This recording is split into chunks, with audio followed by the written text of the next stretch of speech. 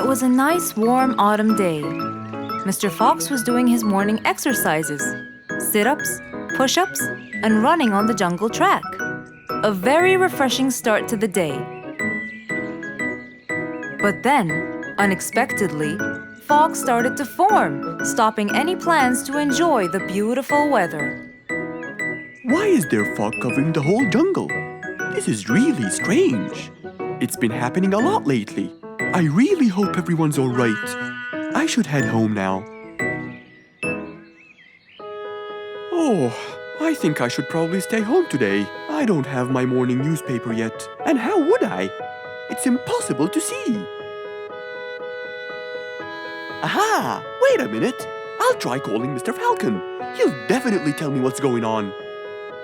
Mr. Fox held the phone and dialed Mr. Falcon's number.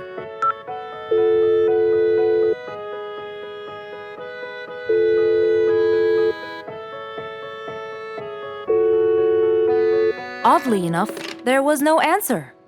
I guess he's not home. Maybe I can reach him on his walkie-talkie.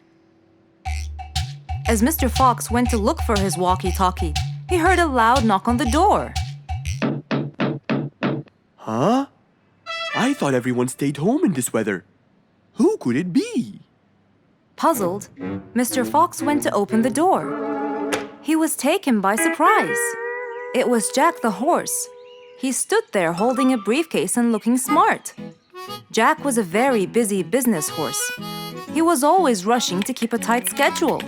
But today, something seemed off. He looked like something was bothering him. Oh, Jack, what a nice surprise! It's been a long time since we met.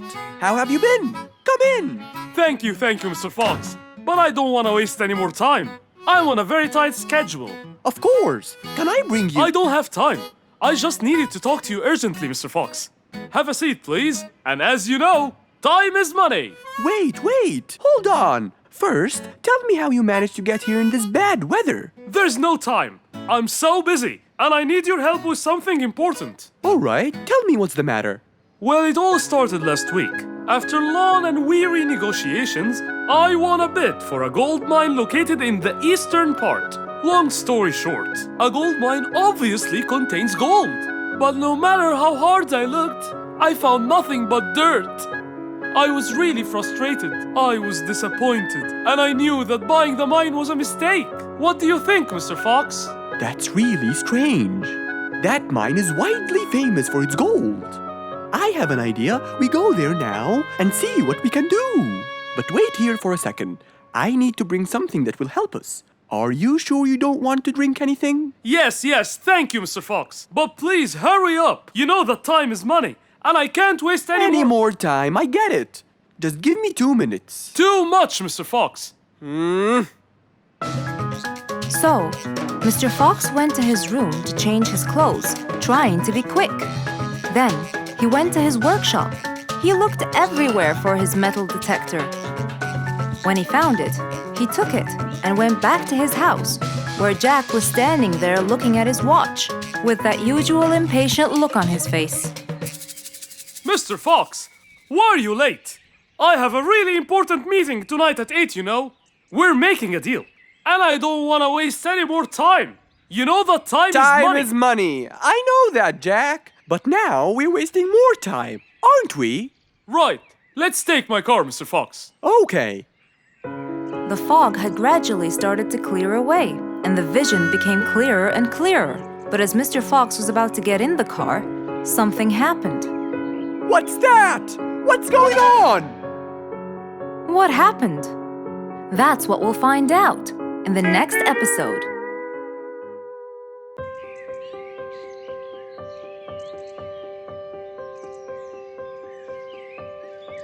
It was a beautiful spring morning. The sun was shining brightly. The sound of the birds woke Mr. Fox up.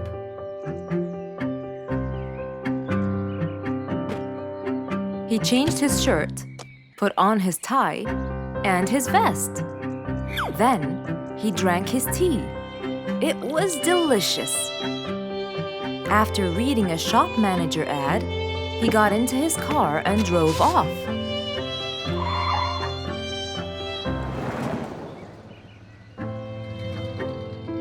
Meanwhile, little Bingo Monkey was riding his bike through the jungle. He was having loads of fun. But suddenly, the bike slipped, and little Bingo fell off. Are you okay, Bingo? Hang on, I'm coming. Yes, Mr. Fox, but my bike isn't. Oh, it looks like there's a problem with the tire. Don't worry, Bingo. I'm going to help you. Bingo, can you help me count how many nails I need? Of course. Here's 1, 2, 3, 4, 5, 6, 7, 8, 9. I think there are 9, Mr. Fox. Okay, Bingo. Let me count how many I have in my toolbox. 1, 2, 3, 4, 5, 6, 7, 8, 9. I'll get one more just in case he miscounted. So 9 plus 1. We need 10 nails. That's easy.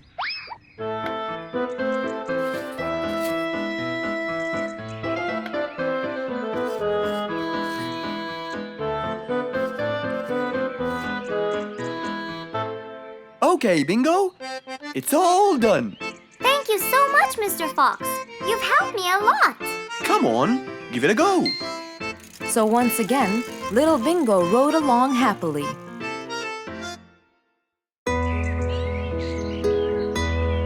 Just imagine if you woke up one day and all your food was gone. Your house was a big mess and the oven was turned on. What happened exactly? You really can't tell. But that's what happened to our friend Giselle.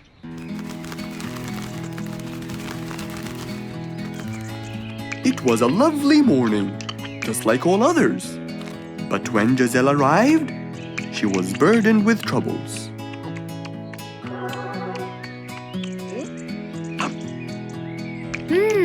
These are good. Yeah, my mom makes the best pancakes in the world. Look, it's Giselle. Hey, Giselle, come join us. Have some of these delicious pancakes. Thanks. I'm not hungry. What's wrong, Giselle? You guys, I think a thief broke into my house. What? Food has been going missing from my home, but I didn't think much of it. But the amount of food disappearing kept getting bigger and bigger. And yesterday, all of my food went missing. And there was a huge mess at my house. I even found the oven turned on. My house could have burned to the ground. Oh, I'm so sorry to hear that. Are you okay? This sounds really dangerous.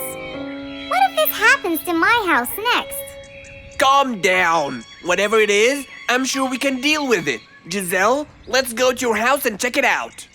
And so, they left for Giselle's house. They had no idea what would be waiting for them. Oh dear, what a mess. Did you not hear them at all? I heard noises, but by the time I got up, they were gone. Did they take anything else other than food? No, nothing else is missing. So how do you explain all this mess? Maybe they were trying to find their way in the dark. I think Bingo's right. They didn't want to turn the lights on so no one would see them. Yes, but there are more important things. A thief had been here last night, and I don't think Giselle had time to worry about all the dishes. You're right. These are not mine. I didn't use these. That means that whoever was here didn't just steal the food. They ate it all here. That would explain why the oven was on. They cooked. Okay, calm down. We'll figure out a plan to catch them. But first, let's clean everything up. They started cleaning the house, trying to help their poor friend out, while being so worried about what's going to happen next. Any idea how we're going to catch them? I have an idea. We'll have a neighborhood watch. You know, We'll stay up around the house so we can catch them as soon as they come near. Sounds great. Giselle, why don't you go and get some sleep? We'll take care of it. Thanks, guys. They all sat in anticipation, ready to jump on the thief without any hesitation. But hours passed by with no one in sight. They started to become very, very tired. Does anybody else feel a little bit sleepy? Yeah, and cold, and a little hungry.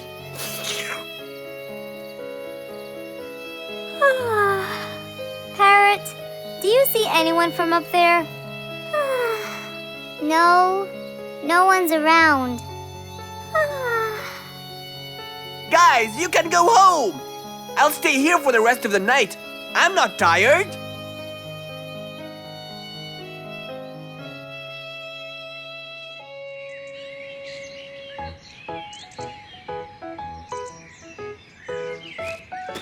Good morning. What happened after we left? Did you see them? I heard a noise from the bushes near the house, but no one was there. They must have seen me, got scared, and ran away. Wow, you must have looked so tough. How did you get them so scared? I'll teach you guys. First, you have to stand chin up, hands on your waist, and look so focused. Then, you walk back and forth in front of the house, so they wouldn't have a chance. Don't get distracted by anything, and most importantly, carry a weapon. A weapon? Yes, these are mine. A salt shaker and a ladle? It's a pepper shaker. You sprinkle it in their eyes and then hit them with a ladle. Ooh, scary. Okay, I think I got it. I'm going to be on neighborhood watch duty tonight. I'll go get ready. See you all later. And so, with a big responsibility to bear, Bingo guarded the house, steady and aware.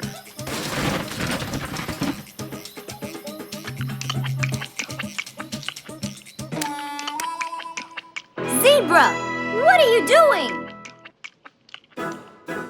What? Where am I? Giselle's house. What is that noise? Did you catch it? Yes, it's Zebra. He's been sleepwalking and eating all your food. Oh no! Giselle, I'm so sorry. I wasn't stealing your food. This happened before. I sleepwalk a lot. Don't be mad. I can't believe it's been you all along. That is so funny. You're not going to tell everyone about it, are you? If she doesn't, I will. I knew you couldn't scare a thief away with a ladle. You could! You know what? I'm just happy Giselle is safe. I'll just go home now. I need some sleep.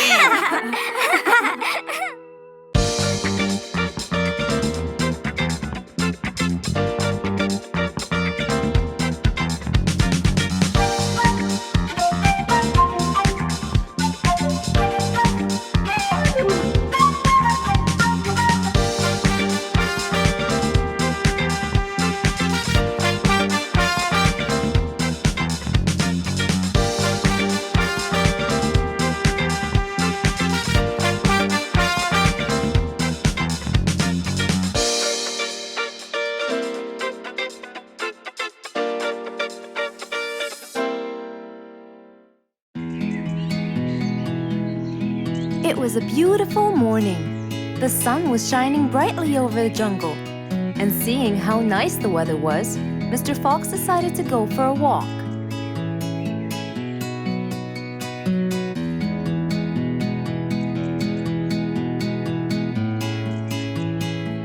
The birds were twittering, the bees were humming, and the flowers smelled pretty.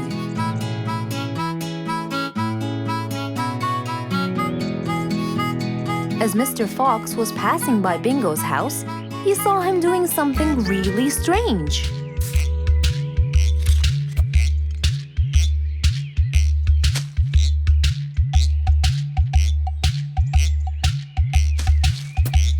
Bingo! What are you doing? I'm storing my favorite fruits to eat during the winter. But you can't just bury them. They'll soon rot. But what can I do, Mr. Fox? They only grow in the summer, and I love to eat them so much. Mr. Fox thought about it for a while. What could he do to help Bingo?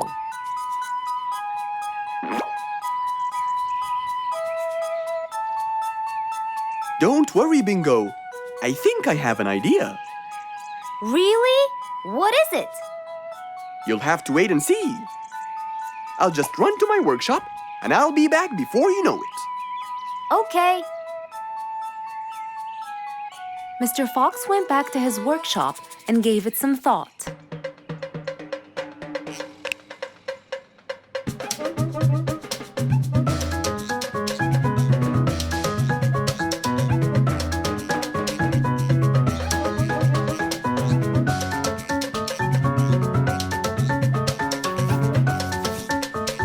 After calculating all the details, he started to gather the things that he needed.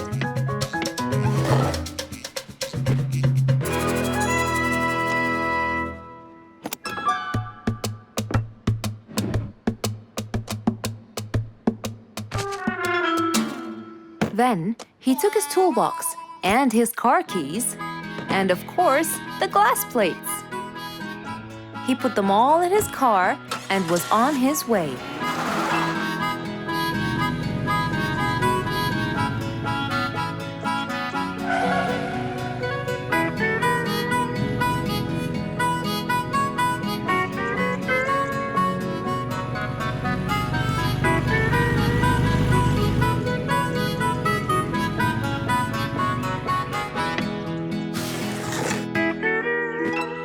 What's all this for?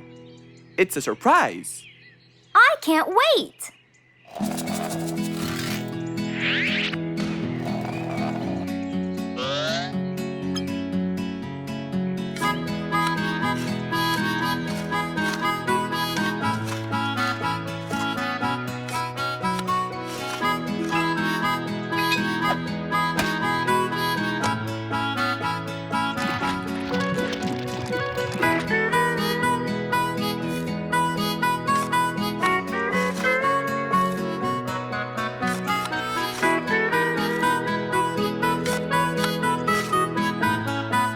Mr. Fox was almost done, and Bingo was watching him, looking slightly puzzled.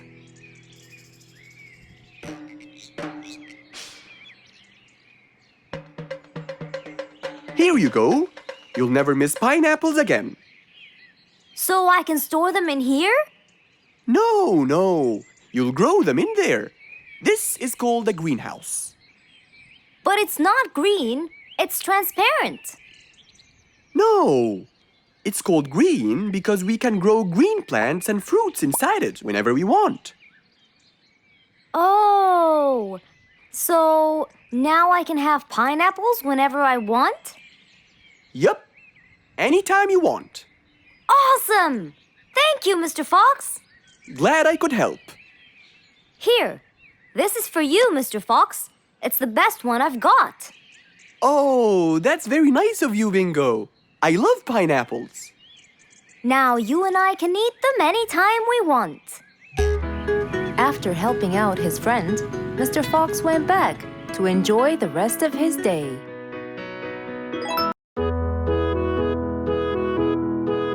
Mr. Fox was known for his kindness in helping others. Everyone went to him for advice, even Woody, the jungle carpenter.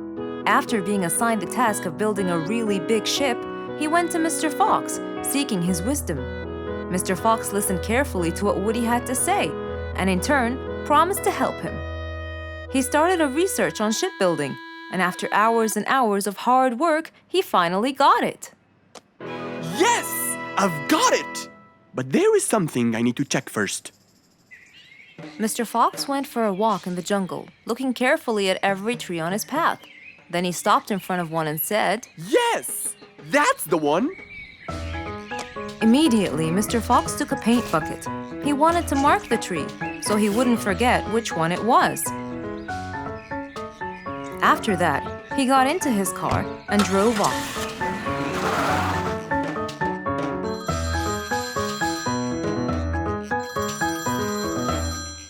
When he got home, he called Woody to tell him that he had found the perfect solution to his problem.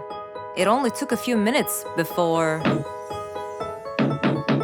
Oh, Woody, right on time. Come on, Mr. Fox, tell me. Okie dokie, come in. I finally figured it out. I never doubted you, Mr. Fox. I was sure you'd be the one to help me find an answer to my problem. Oh, don't mention it. Here you go. These are blueprints. They're guidelines that will help you learn how to build a ship easily. Woody started reading the blueprints thoroughly. He knew most of what was written in it, so he looked up and said, It's a lot easier than I thought. Thank you so much, Mr. Fox. Oh, but Mr. Fox, what about the materials that I'll need to build it? Here's a list of all the materials you'll need. And what about the kind of wood I should use, Mr. Fox? I did extensive reading, and I found out that our ancestors were famous for using teak in the process of building ships, as it's really stiff, strong, and it can also be shaped to have wide planks, which would help the ship to withstand the waves of the sea. But I know you don't know what teak is. Not everyone does. But come along. I think it would be better to show you the tree I found earlier in the jungle. Our jungle? Of course! Everything you dream of can be found in our beautiful jungle. Mr. Fox got into his car with Woody by his side and drove off. They headed towards the tree that Mr. Fox had marked earlier. Here's the tree. Huh? I have loads of that wood in my store, but I never knew that I could use it to build ships. I didn't know about teak either. But with a little bit of research, everything is open to you, my friend. Mr. Fox, I can't thank you enough. I'm really happy right now. I'll never forget what you've done for me. It's my pleasure, Woody. Now that I know what I should do, I'll go back and start building that ship for Nate as fast as I could. Thank you again, Mr. Fox. So, after helping his friend, Mr. Fox got into his car and drove away happily. You know, it's true what they say. A friend in need is a friend indeed.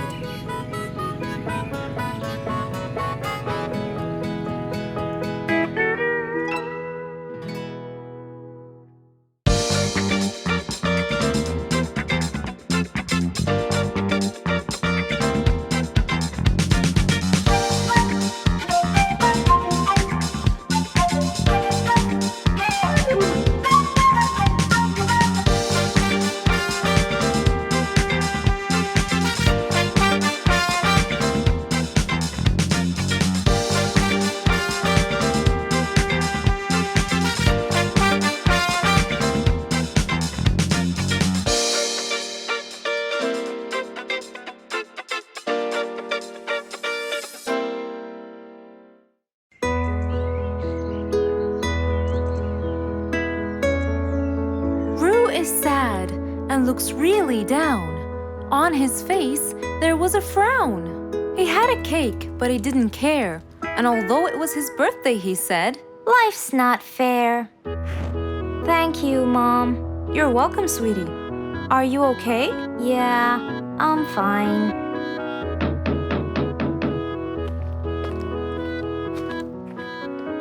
Oh, look who's here. It was Rue's best friends, Poppy and Fluffs. Hey there! Happy birthday! Wow, neat birthday cake. Yeah, just a normal birthday cake, traditional birthday hat, and the same old wishes over and over again. Rue, are you okay?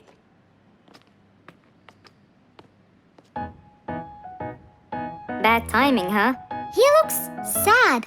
I know, but the cake is still here. Oh, stop it. We have to help him feel better. It's his special day. A little bite won't hurt. Oh, sure, the cake won't hurt. But what about my fist? Fine, fine. What do you have in mind? Let's go. Where to? I know someone who can help. Mr. Fox? Duh. In an attempt to help their friend, Poppy and Fluffs went to Mr. Fox. Only he would know what to do.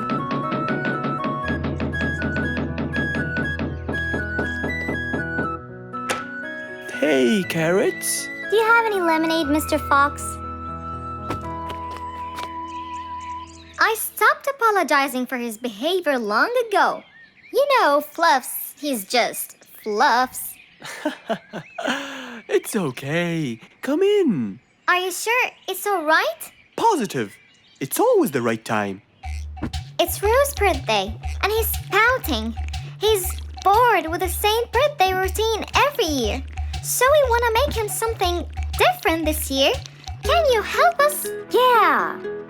Unbelievable. You'd think I'm quite believable if you tasted this lemonade. It's awesome. Any ideas, Mr. Fox? What do you guys say I help you throw him an extraordinary party with a magic show? A magic show? But who's gonna perform the magic tricks? You guys will. I'll teach you. This is the best idea ever. I agree. We'll also bake him a cake. But he says cakes are boring. I can assure you, this one he will like. Sounds like the perfect plan. All right, first, let's bake the cake. It wasn't a very easy task, but all three of them worked hard to make this the best day ever.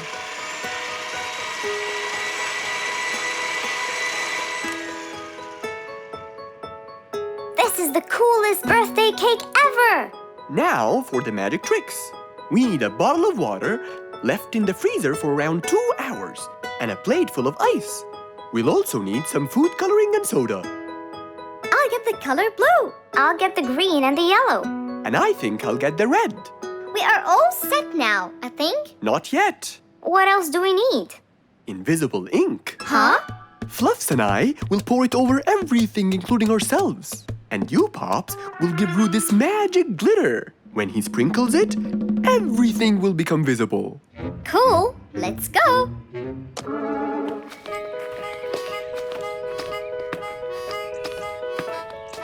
Let us pour the invisible ink now.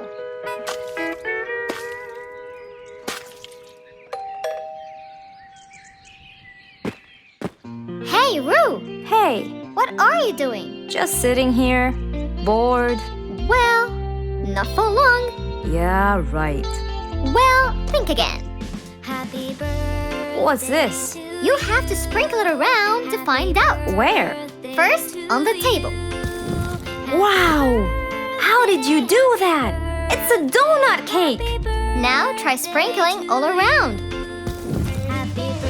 This is impossible! It's the coolest thing ever! It's not over yet.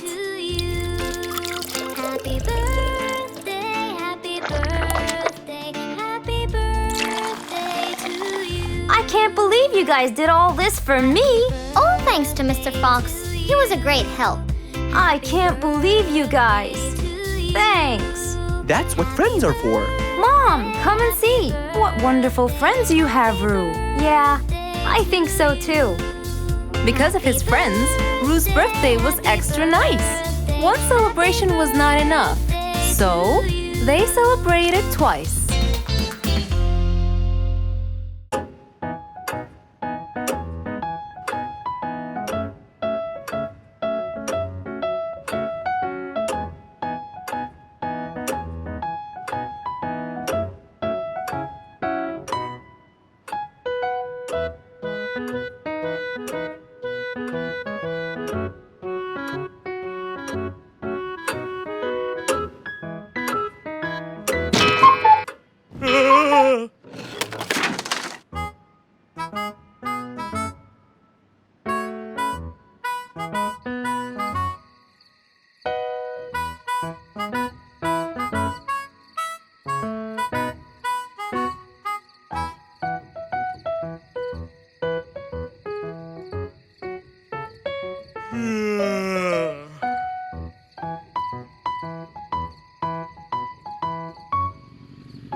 It was past midnight.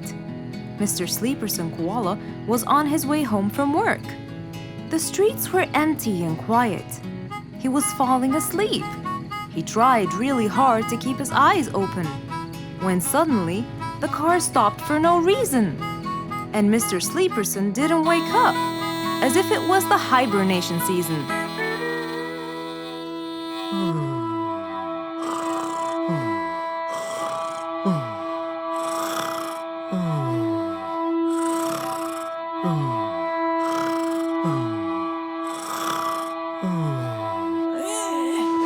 What is that? Mr. Sleeperson fell asleep on his driving wheel. The horn was too noisy for Mr. Fox to bear. He tried to block the sound out, but it was no use. He pulled his cap over his head, put earmuffs, but it was all in vain. He couldn't bear that horrible sound any longer. What a horrible sound! Who could it be this late at night? Oh no! Mr. Sleeperson! It's you again! What brought him here this time of night? And he slept on the driving wheel. Excuse me. Mr. Sleeperson! Hello? Hello?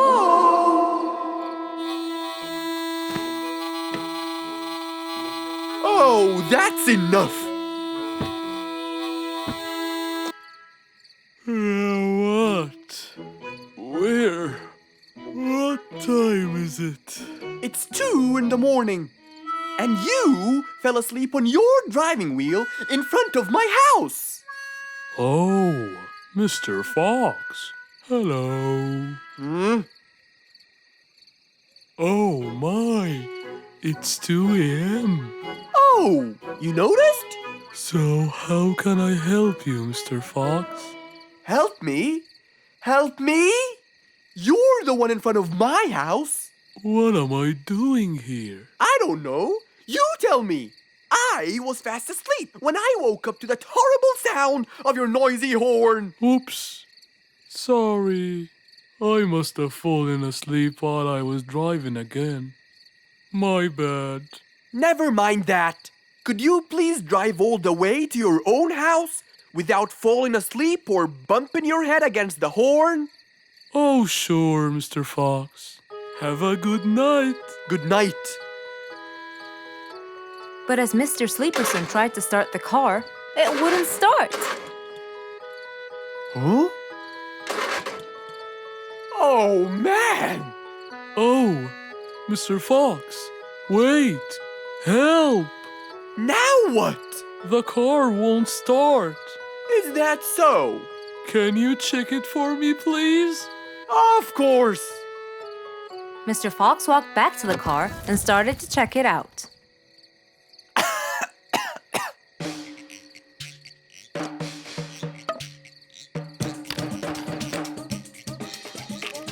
Everything seemed fine. However, when he lowered the hood cover, he found Mr. Sleeperson sleeping in the back seat. He couldn't control his anger. He banged the hood cover. But Mr. Koala was still asleep. Mr. Fox decided to hop into the front seat and try to start the car himself. Huh? Mr. Sleeperson! Your car is out of fuel! Who? Where? Your car is out of fuel! No way. Oh, What will we do now? you have to fill the tank! Okay. Mr. Sleeperson! What? Wake up! I'll fill your tank for you. I have some fuel in my house. Oh, that would be great.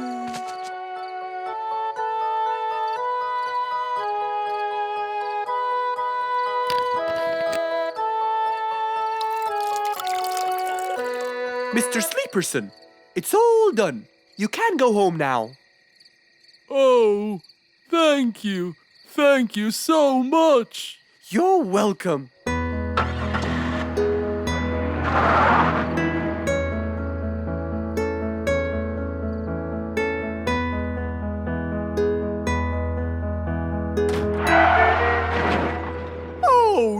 again.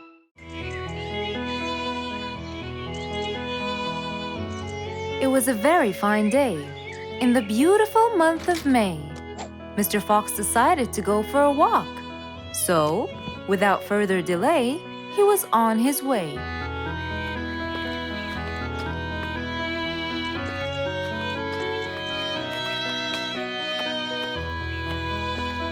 While Mr. Fox was walking, enjoying the sun and the trees, he heard a quarrel at a distance and someone saying, Stop! Please!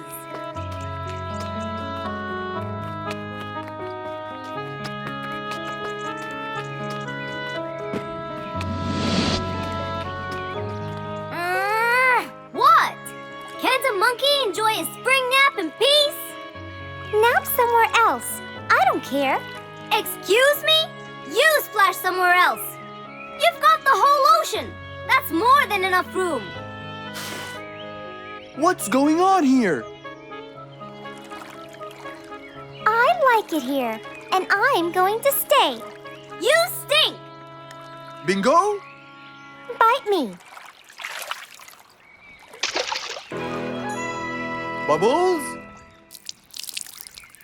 I gobble you up, but I prefer a healthy diet. What's the matter with you two? I'm calm and happy. I'm just simply awesome. Mr. Fox, can you believe her? Honestly, I don't believe the fact that you two are fighting in this lovely weather. You tell him, Mr. Fox. Such a gloomy monkey. All I want to do is take a nap. Such a gloomy monkey, such a gloomy monkey. Bubbles, stop that. What's your problem, Bingo? What can I say, Mr. Fox? I just wanted to nap on my hammock. But Bubbles kept splashing water all over me. And it's so irritating. As if it wasn't on purpose, Mr. Fox. I just wanted to enjoy spring my way. Can't I enjoy the weather however I please? Of course you can.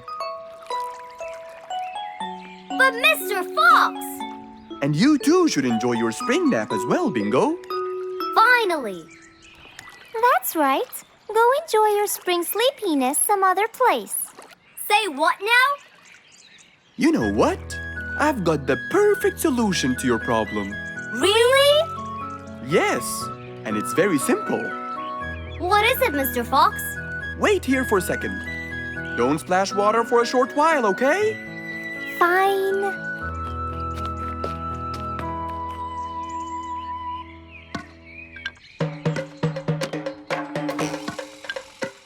The hammock was very close to the lake. That's why Bingo got water all over him every time Bubbles splashed.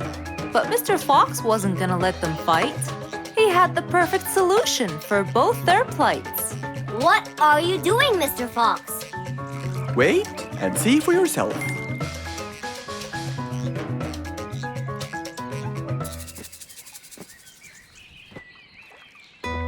Let's see. First, we'll untie the hammock. 1, 2, 3, 4, 5. Now, we'll go a few more steps up and tie the hammock again.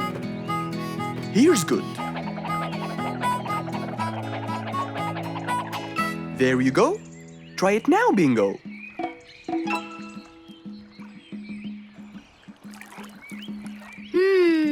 Very comfortable, Mr. Fox. I love it. And the air up here makes me sleepier.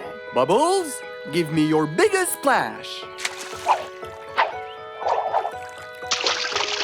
Whoa! Ha ha ha ha ha. Whoops. Sorry, Mr. Fox. Don't worry about it. I feel fresh. Mr. Fox's work was done. First there was trouble, now there was none. For there was indeed no better deed than rushing to help a friend in need. Rose stood in front of her painting stand, holding a few colors in her hand. But things weren't going as she planned. I think I should just paint the pig blue. No, wait. Maybe this will do. Maybe I should just take some of the pink color on my feathers. Ah, this isn't working. Maybe I should call Mr. Fox. He might have some clue about what I should do.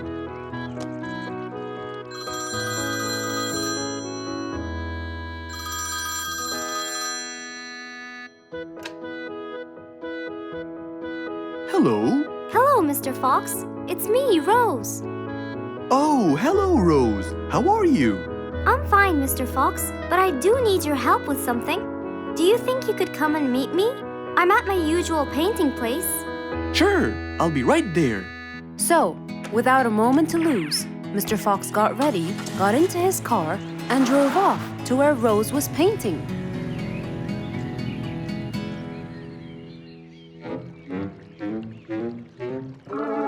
Oh, Mr. Fox. I'm sure glad you're here. I tried everything, but nothing seems to work. What are you trying to do, Rose? I was just trying to get some pink paint, Mr. Fox. I'm not sure that this is the right way to do it, Rose. Well, what should I do? Do you have an empty color palette? Of course. So, what colors do you need? I have red, blue, yellow, black, and white. But I still need pink, green, orange, purple, and brown. Let me see. If we take a bit of red and a bit of white, we can make pink. Oh, it's just like magic. How about the other colors? Do you want to try? Why, yes, I would. But which colors do I use? Use your imagination, Rose. I want to try red and blue. Okay. Wow! Now I can paint my violets purple. Do you want to try again? Sure. This time I'll try red and yellow. Nice. Now you have orange. It's beautiful, Mr. Fox. But I'm still missing green. Well, let's see. We still haven't mixed blue and yellow, have we? Right! This is a really cool shade of green. Now you can paint all you want. But, Mr. Fox, what about brown? Right. I almost forgot. Let's try orange and blue. Yes, that's it. I really can't thank you enough, Mr. Fox. Don't worry about it. I really like your painting. You do? Yes, it's quite colorful. Well, thanks to you. Now, whenever you're missing a color, all you have to do is try some together. All the colors that Rose once knew, when mixed together, turned to something new. Pink, purple, orange, and green. Something she had never seen. An autumn windy day. It was Jumbo's birthday. He was dancing and playing with his friends, hoping this day would never end.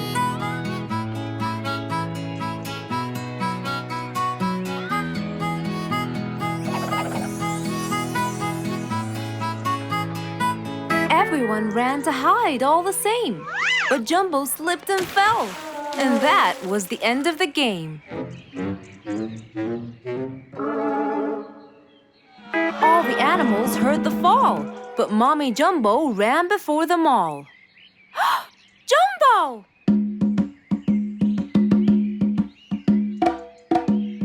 Oh, Jumbo. Combo, you have to take him to Mr. Fox immediately. So, without further delay, off to Mr. Fox's house they hurried away.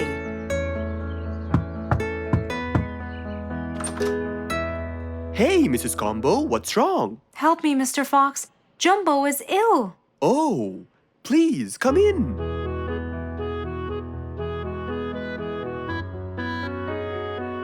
You look cold, Jumbo. I'll get you something hot to drink. Thank you, Mr. Fox.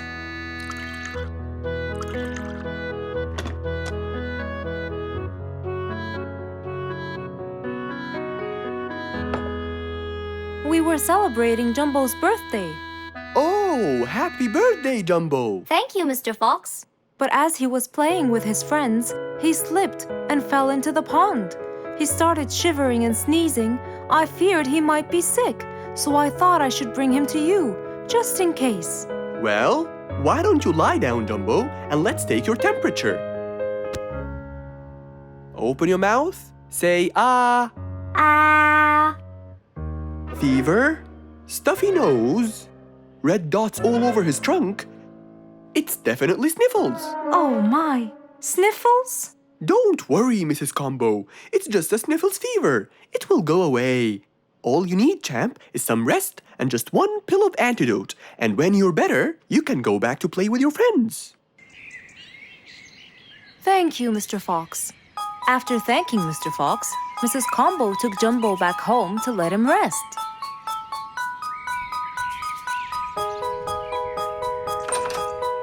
All right, Jumbo. Now all you need to do is follow Mr. Fox's advice and keep Mr. Thermometer under Under my tongue? To find out if I'm all better so I can go outside and play with my friends? But first, you gotta Keep my thermometer in my mouth? right, son. You can count on me. Now, you'll stay put and oh, sorry. Call me when it beeps.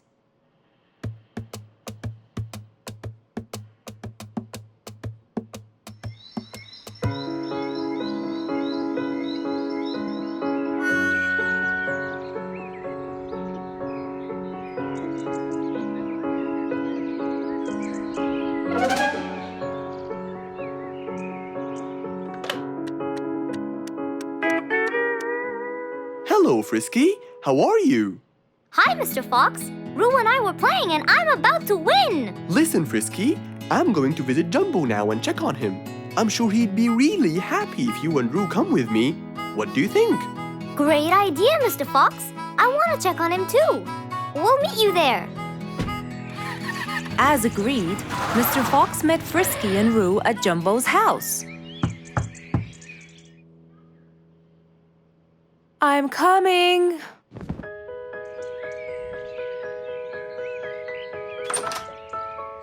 Hello, Mrs. Combo. We came to check on Jumbo. I hope he's feeling better now. Why, yes, Mr. Fox. Come in, everyone. Hey, Jumbo! I came to check on you. And I brought your friends along too. Are you feeling better now? Hi, Mr. Fox. Hi, guys. Hey, Jumbo. How are you feeling? Well, I feel better, but... Well, we need to take your temperature one more time, Jumbo. Is it time? It's time, all right? What does it say? Well, let's see. Your temperature is, oh. Your temperature is just fine and dandy, Jumbo. You're not sick anymore. You are A-OK. Yes! Now we can go outside and play. But first, I need to tell Mom. Mom? Mom? Where could she be? She's not in the kitchen. Mom! She's not in the living room. I wonder where she is. I'm here, in the bedroom. Mom? Are you okay? I think I might have caught a case of sniffles too. Don't worry, dear. I'll be fine. Now why don't you go out and play hopscotch with your friends? I'll join you when I get better. But Mom, I won't be happy if I go to play and leave you here all by yourself. I'll be only thinking of you. So, what do you think you should do, little Jumbo? I have to sit here and take care of you, Mommy. You always take care of me when I get sick. I'll take care of you and never leave you alone. Oh, I love you more than anything in the whole wide world, Jumbo. Now it's time to take your temperature. Right, Mr. Fox? You're absolutely right, Jumbo. So rather than go out to play, by his mother's side, he decided to stay. Who can you always count on? They're always there when you're feeling down, ready to draw a smile and remove that frown. They make a bad day so much better, especially if you share toys and play games together.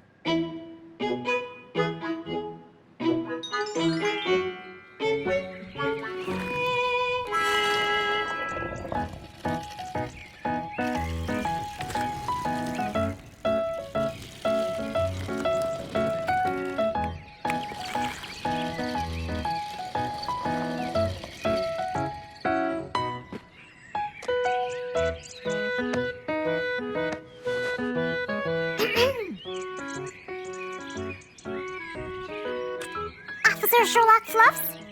I'm with you, Officer Poppy Holmes. I think we're moving in the wrong direction. You might be right, Officer Poppy Holmes. I can see footsteps in the opposite direction.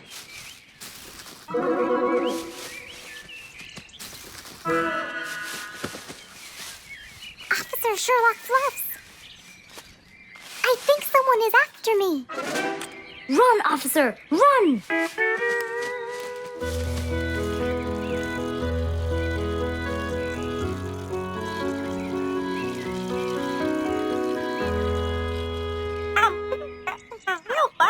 What do you mean?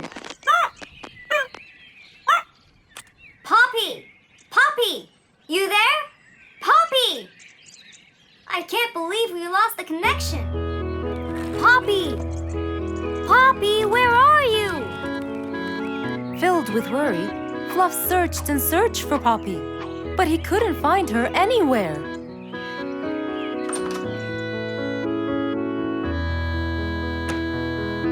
Hey there, Fluffy. What? How come you're here? I thought you'd eventually come home. What happened to your walkie-talkie? It's not working. But we just got it. I know! I was looking everywhere for you. Aw, Fluffsy, were you worried about me? Stop it! We need to fix this thing. Do you have any idea how? Hello? You're the smart one. But I'm not much into technology. You know that. At least take a look at it. I did, before you came. I got nothing, really. Should we go over to Mr. Fox? I think we should. Let me change first.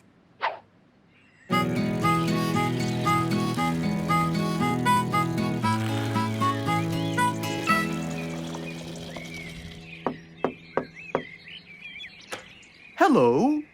Hey! Mr. Fox, Poppy broke her walkie-talkie. I so did not. Don't fight, you two. Show me your walkie-talkie. Maybe I'll be able to fix it. Here. But I promise I didn't break it. I'll go to the workshop and see what's wrong with it. Thank you, Mr. Fox. Sure. You really think I broke it? Why else would it stop working? But I didn't. Well, I kind of think you did. You're unbelievable.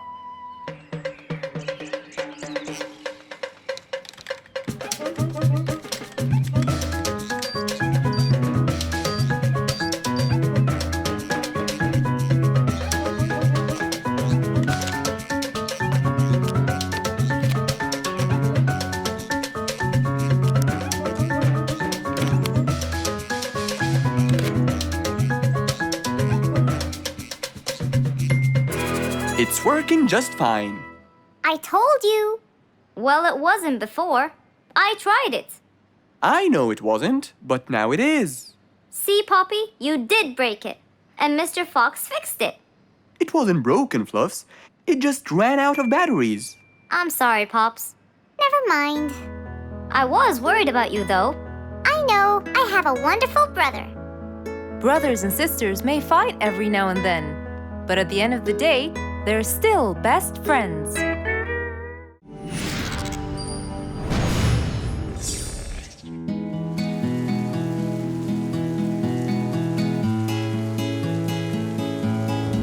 One stormy winter night, when most of the animals stayed warm in their beds and turned off the lights. There was thunder, there was lightning, and Woody the Woodpecker found it frightening. He knew he was in trouble, for his house will soon become rubble. Oh no! What am I going to do? I better go to Mr. Fox before things get worse. With a nice cup of hot chocolate, Mr. Fox continued reading his book when the doorbell rang. It was winter. No one would walk in the rain unless they had a complaint. Woody, what are you doing walking around in such cold weather? Hurry, come in.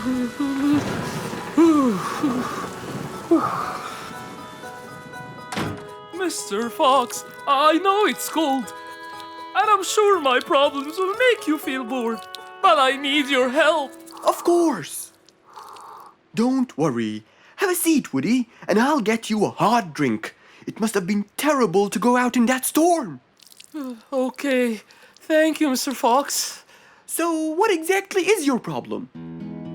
My roof, it gets ruined by the rain. Oh, I keep fixing it every now and then, but now, every winter is a nightmare. here you go, Woody. Thank you, Mr. Fox.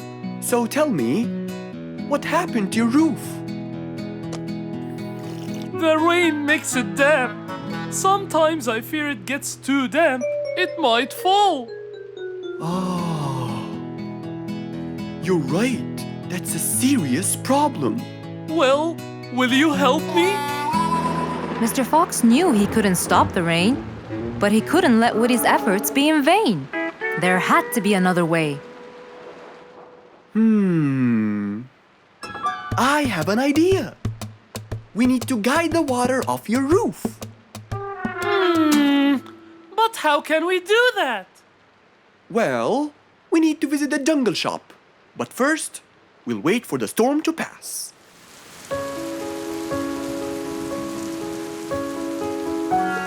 Finally, the storm faded away, revealing a bright, warm, sunny day. I think the weather is better now. Let's go, Mr. Fox. Mr. Fox and Woody hopped into the car, and off they drove to the jungle shop. So, what will we buy from here, Mr. Fox? A sloped roof. A roof? But how will we transport it? Oh, don't worry. There's a new type of roof. They sell them like, pieces of a puzzle. Oh, that's smart! Yep. Mr. Fox and Woody chose a nice big red roof. Then, off they went to Woody's house. Mr. Fox got a ladder and climbed up. He started to fix the roof from the top. Now, all we need is to put the pieces together.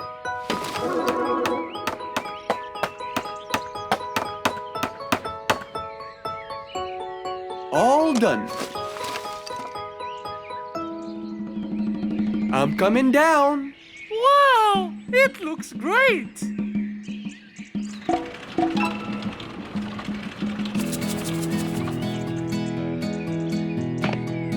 That way, all the water will slide down and the rain won't bother you again. So, does that mean no more rainwater will enter my house, Mr. Fox? Of course not. I guarantee it. Oh, I'm so happy! Thank you so much, Mr. Fox. Oh, it was nothing. We all like living in a dry, warm place in the winter.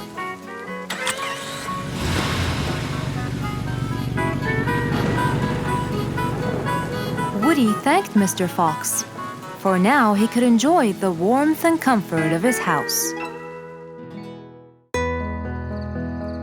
One nice spring night, Mr. Fox was sitting in his balcony, relaxing and drinking his favorite juice, when suddenly the phone rang.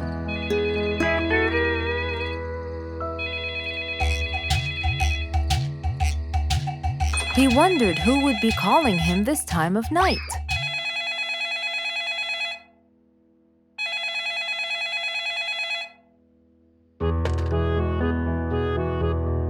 Hello? Who is it? Mr. Fox, it's Rorik. Your Majesty, how may I help you? Well, Mr. Fox, I'd like you to come to my house early in the morning to discuss something urgent. Of course. I'll be there. After he hung up the phone, Mr. Fox went to sleep. He was supposed to wake up early. He wouldn't want to miss his appointment with the king.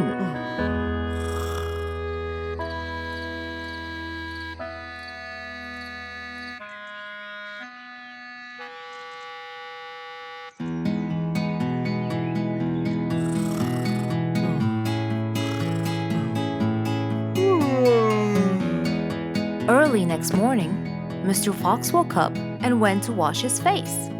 After that, he got dressed and was all ready for his appointment with the king. He got into his car and drove off.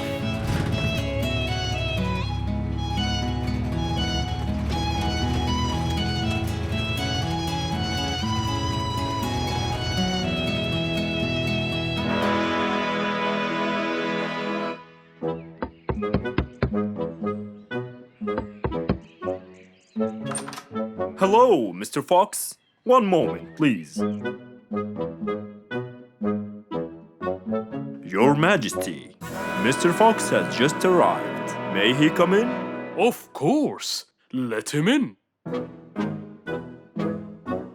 Come in, Mr. Fox. His Majesty is waiting for you. Good morning, Your Majesty. Hope I'm not late. No. You're always on time. How are you, Mr. Fox? I'm fine. And how's our little Frisky? He's fine. A little mischief every now and then. You can never get him to stay in one place. But thanks to your bracelet, we can always find him. Saved us a lot of trouble. It's my pleasure. So tell me about this urgent matter. As you know, our jungle's population has been increasing lately. Indeed, our population has increased. Yes, but it's getting harder to summon them all to the meeting every time. That's why I called you, Mr. Fox. I need you to figure out a way for me to reach all the animals at the same time. Let me see. I need to think this through. That's okay, Mr. Fox. But please, don't take too much time. Don't you worry, Your Majesty. I will find a solution by tomorrow. As Mr. Fox got into his car to get back home, he thought all the while about the king's request. How could he help the king with his problem? With everything else Mr. Fox has faced, this might be a slightly bigger challenge for him.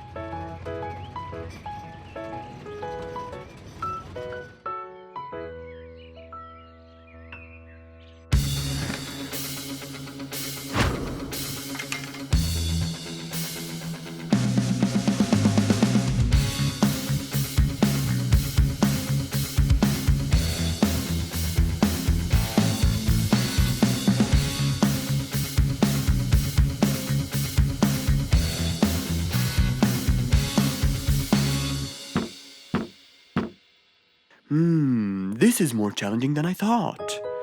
Maybe a short break will help.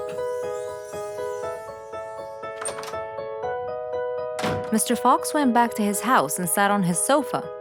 Since he can't think anymore about the king's request, he thought it would be great just to relax and watch his favorite TV show. Everything was peaceful and quiet. But then suddenly, I got it! Mr. Fox rushed back to his workshop. He quickly designed a new device. He carried the new device to his car, and off he went to King Rorik's place.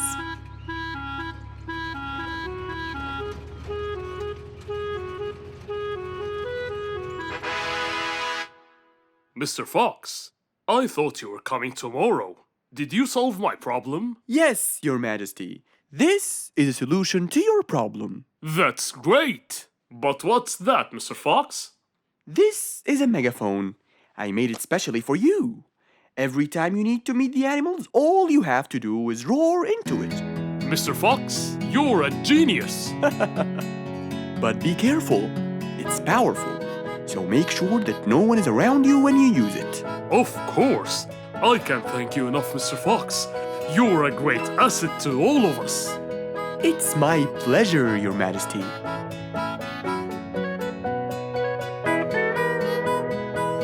Goodbye, Mr. Fox. Mr. Fox got into his car and waved goodbye to the king. He was feeling happy and pleased. The problem was now solved, and he was able to help out a friend once more. An autumn windy day. It was Jumbo's birthday. He was dancing and playing with his friends, hoping this day would never end.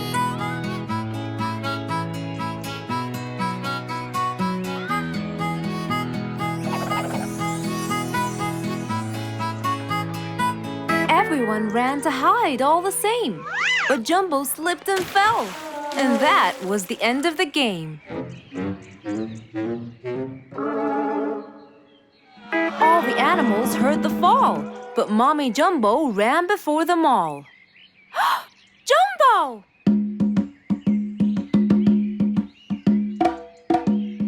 Oh, Jumbo. Combo, you have to take him to Mr. Fox immediately. So, without further delay, off to Mr. Fox's house they hurried away.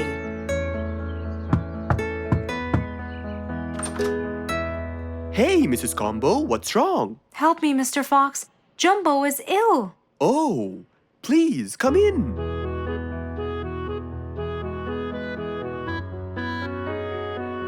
You look cold, Jumbo. I'll get you something hot to drink.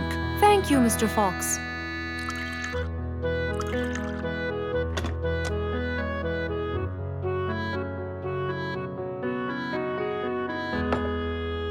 We were celebrating Jumbo's birthday. Oh, happy birthday, Jumbo. Thank you, Mr. Fox. But as he was playing with his friends, he slipped and fell into the pond. He started shivering and sneezing. I feared he might be sick, so I thought I should bring him to you, just in case. Well, why don't you lie down, Jumbo, and let's take your temperature. Open your mouth. Say ah. Ah. Fever, stuffy nose, red dots all over his trunk. It's definitely sniffles. Oh my, sniffles? Don't worry, Mrs. Combo. It's just a sniffles fever. It will go away. All you need, champ, is some rest and just one pill of antidote. And when you're better, you can go back to play with your friends. Thank you, Mr. Fox. After thanking Mr. Fox, Mrs. Combo took Jumbo back home to let him rest.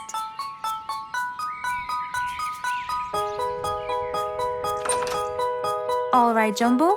Now all you need to do is follow Mr. Fox's advice and keep Mr. Thermometer under Under my tongue? To find out if I'm all better so I can go outside and play with my friends? But first, you gotta Keep my thermometer in my mouth? Right, son. You can count on me. Now, you'll stay put and oh, sorry. Call me when it beeps.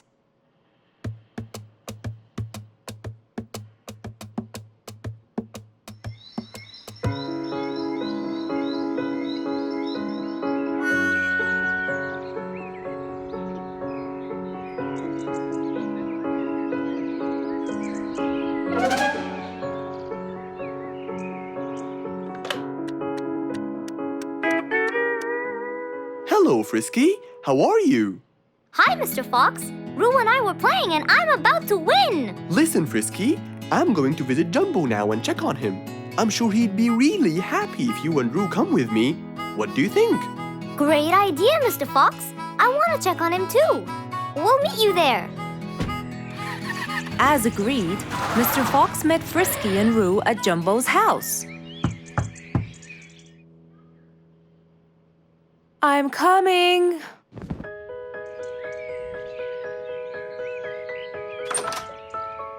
Hello, Mrs. Combo. We came to check on Jumbo.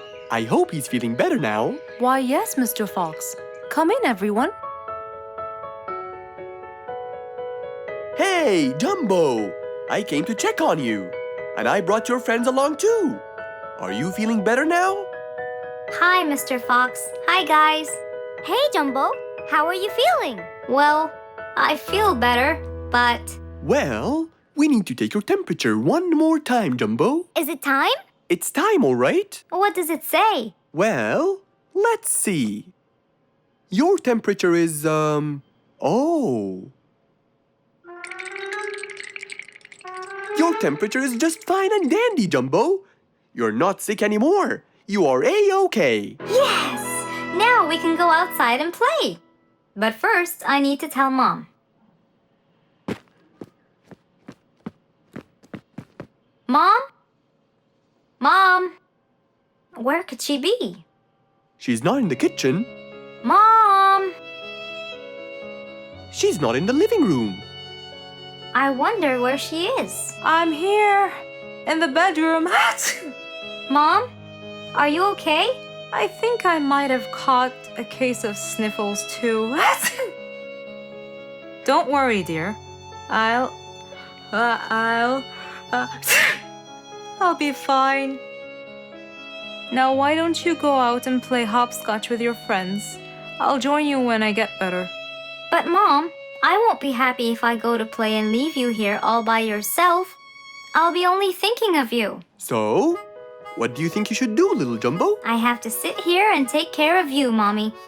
You always take care of me when I get sick.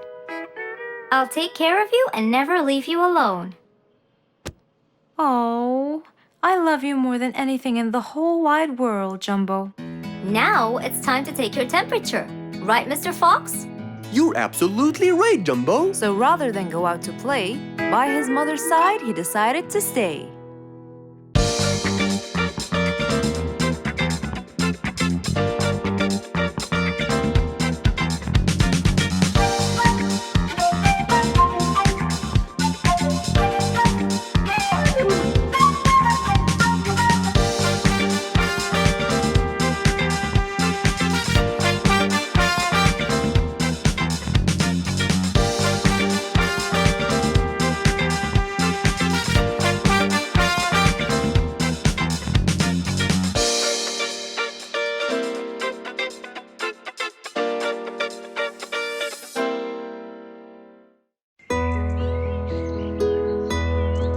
It was a bright, early spring morning. Still feeling a little sleepy, Mr. Fox opened his eyes and got out of bed.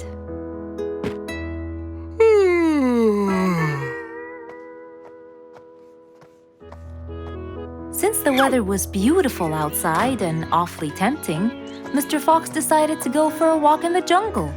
The sun was shining, the birds were twittering. It was a very peaceful morning. Well, sort of. Worried that something terrible could have happened to one of the animals in the jungle, Mr. Fox sprinted towards the sound. Are you kidding me? You're the size of an air balloon! Are you making fun of my size, you piece of you?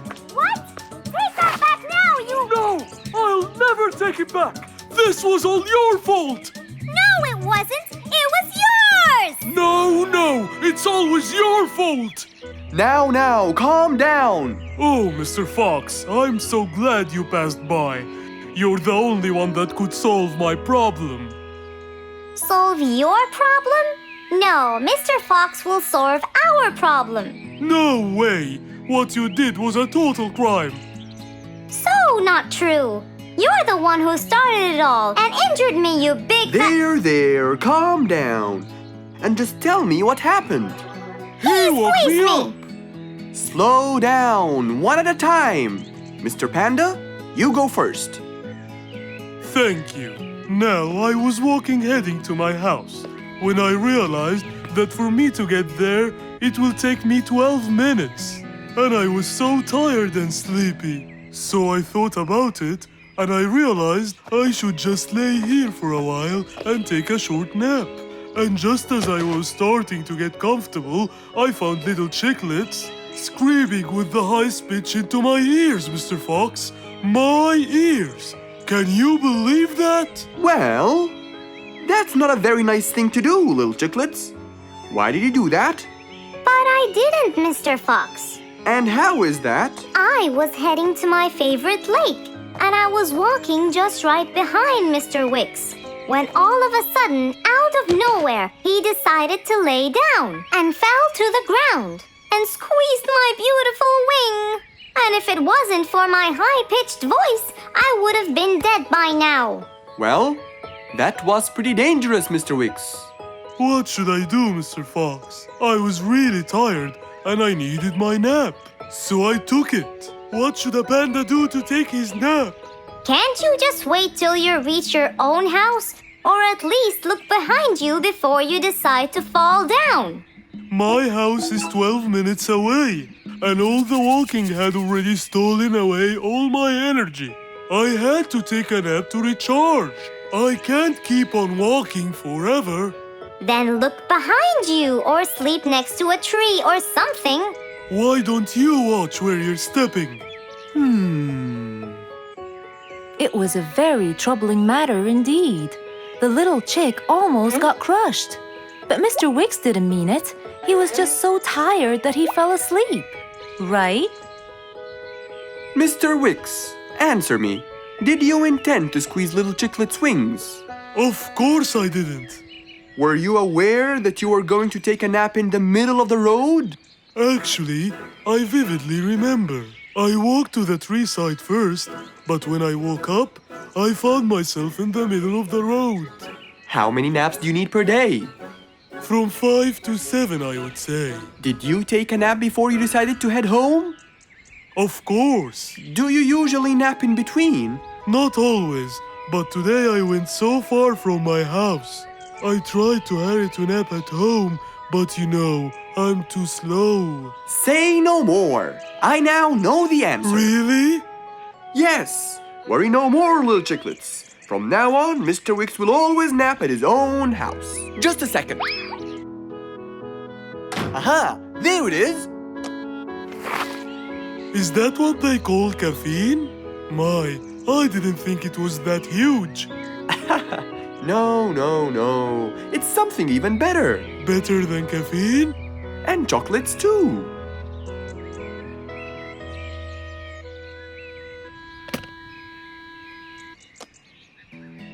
Wow! Rollerblades! So you'll be able to move fast and reach your house as fast as you can. Oh, can I try it now? Sure you can. Wow! Whee! Yahoo! Thank you, Mr. Fox. Anytime you need me, I'll be there.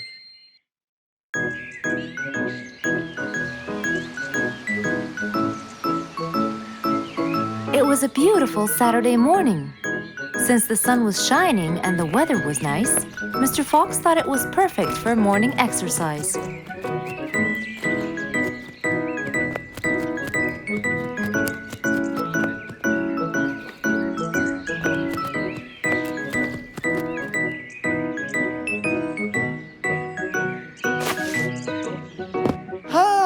Piggy, how are you? Haven't seen you in a while. I really missed you. I'm fine, Mr. Fox. I really missed you too. I hope you're doing great. Why does he look so sad? I hope nothing bad has happened. You look a bit down, Piggy. Is everything all right? Are you okay? Oh, Mr. Fox, I really need your help with an urgent matter. Don't you worry, my friend. Big or small, every problem has a solution. I assure you, everything will be all right. Oh, I know, Mr. Fox. I can always count on you. Let's go to my house. I'll get you something to drink, and then we can sit down and you can tell me all about your problem. Let's go. With that said, both of them headed off to Mr. Fox's house. So, Piggy, tell me what's the problem? I keep trying to grow a plant in my garden, but it keeps dying. Do you give the plant enough water? Yes, every day. Well, how about the sun? Do you keep it in an open, sunny area? Yes, I do. I plant it in my garden. Looks like I'll have to come with you to find out what the problem is. Wait here for a moment, please. So, without further delay, Mr. Fox changed his clothes and got ready. Then, they both got into the car and drove off to Piggy's house.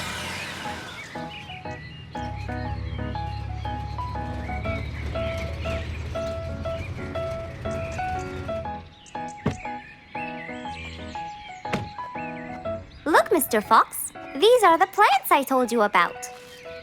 Little piggy, the plant you're trying to grow is ivy. And ivy likes to grow on something firm, like a gate or a wall. That's how they grow so tall. Ivy? I thought it was just an ordinary plant. Well, you can still grow it on the garden wall. Piggy, do you have a ladder? Yes, Mr. Fox. Over there. Okay, come with me. Hand me the drill, please.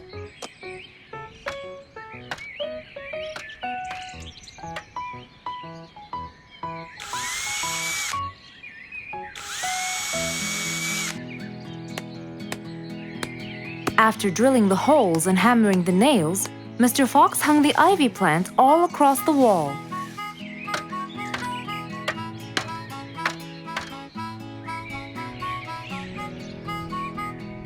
Now, when the ivy grows, it will find this wire to hold on to. I got it. Thank you, Mr. Fox. You're welcome. Take good care of it.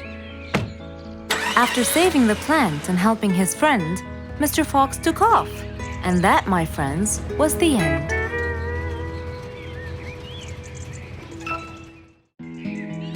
One day, the whole jungle decided to celebrate their new king, Rorik the lion. He was young, active, and picky, and known for his loving spirit.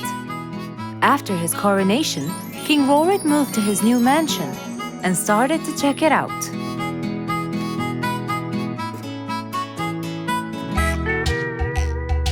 Great, and that's my throne, right? Exactly, Your Honor. Well, I'd better check it out. Yes, please do.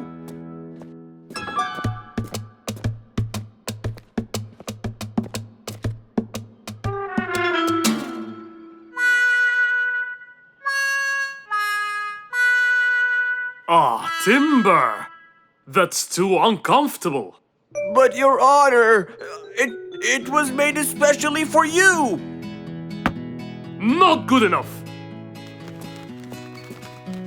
With a sad look on his face, Timber went to call Mr. Fox and ask him for help. Meanwhile, Mr. Fox had just finished his morning exercises and was heading back home.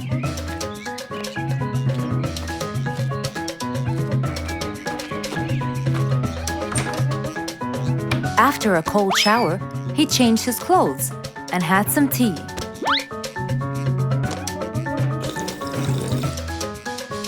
Then, he quickly read about the king's coronation in the newspaper.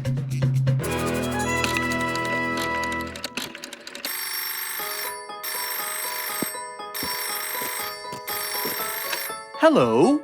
Hello, Mr. Fox. Can you please, Hello, Mr. Fox. This is Rorik.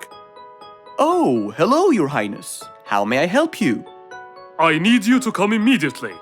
There's a huge problem, and I'm pretty sure that you're the only one who can help. I'll be right there. So, Mr. Fox quickly took his keys, hopped into his car, and drove towards the king's manor.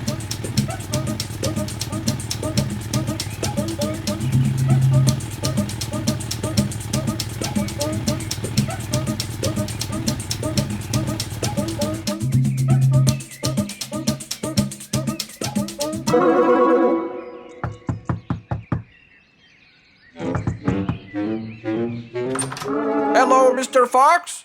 One moment, please. Your Majesty, Mr. Fox has just arrived outside requesting an audience. Of course. Let him in.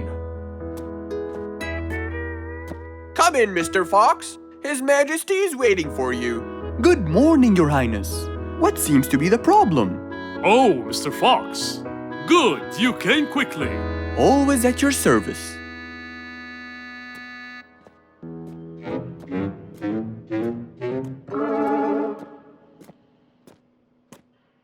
Well, I was at my coronation, and I thought I would check out my throne. But unfortunately, I felt too uncomfortable. Can you believe that I'm gonna rule the jungle on an uncomfortable throne? But I hear it was carved out of the best kind of stone. But it still hurts my back. Oh my! Anyway, I've decided to design my own throne. What a great idea! But I need your help to make it as soon as possible. It will be my pleasure, Your Highness.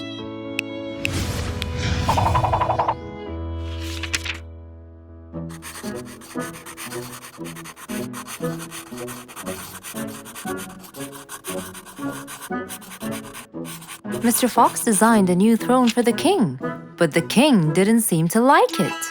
I know just the thing for you. Mr. Fox took his tape measure and got to work.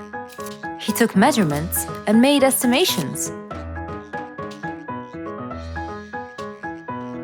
This wasn't going to be easy, but Mr. Fox was gonna give it a try anyway. He hopped into his car and took off for the jungle store.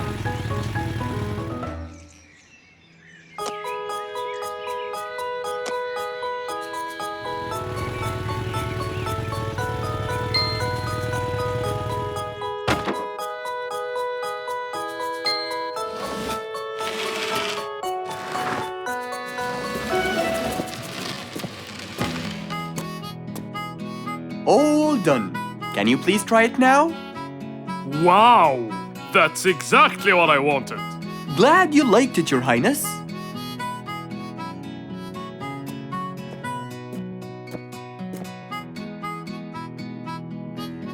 And there you have it, the new king of the jungle.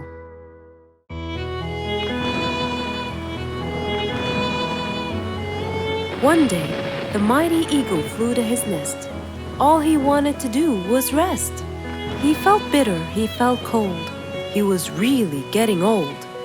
He knew he needed someplace new. So, off to Mr. Fox he flew.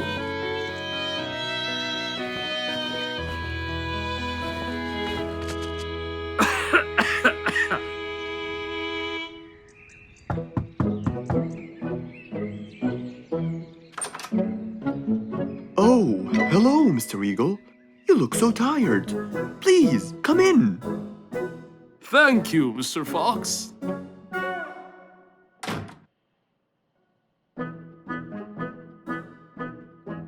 Now tell me, how may I help you? Mr. Fox, I spent years in prosperity and glory, but I'm old now and tired.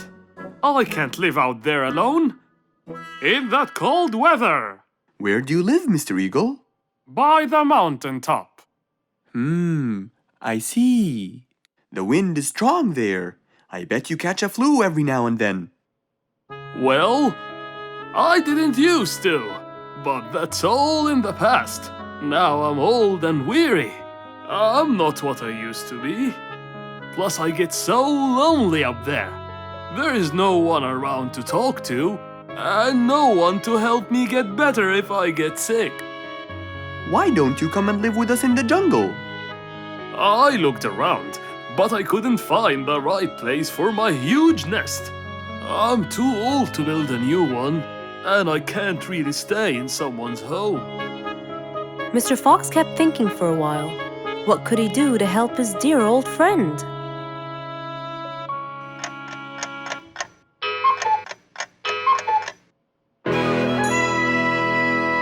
I got it. I think I can help you build a new house. Have no worries.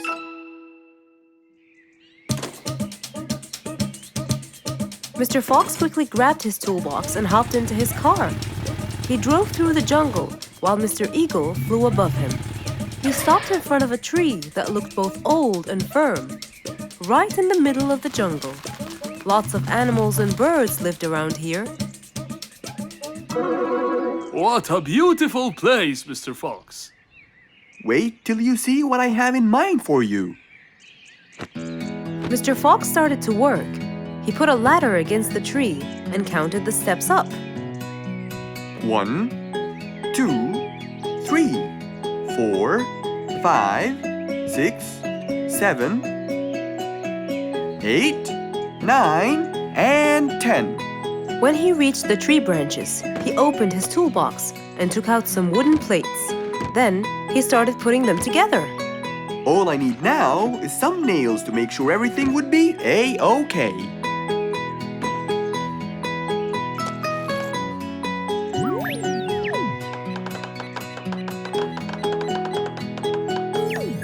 We're almost done, Mr. Eagle. Can't wait to see what it will look like, Mr. Fox. Oh my! What a wonderful treehouse! And it's all yours, Mr. Eagle. My own home. I can't believe it. Thank you so much, Mr. Fox. You're most welcome.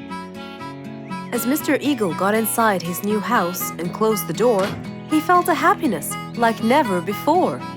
He knew Mr. Fox's idea was truly the best, for there was comfort, there was warmth.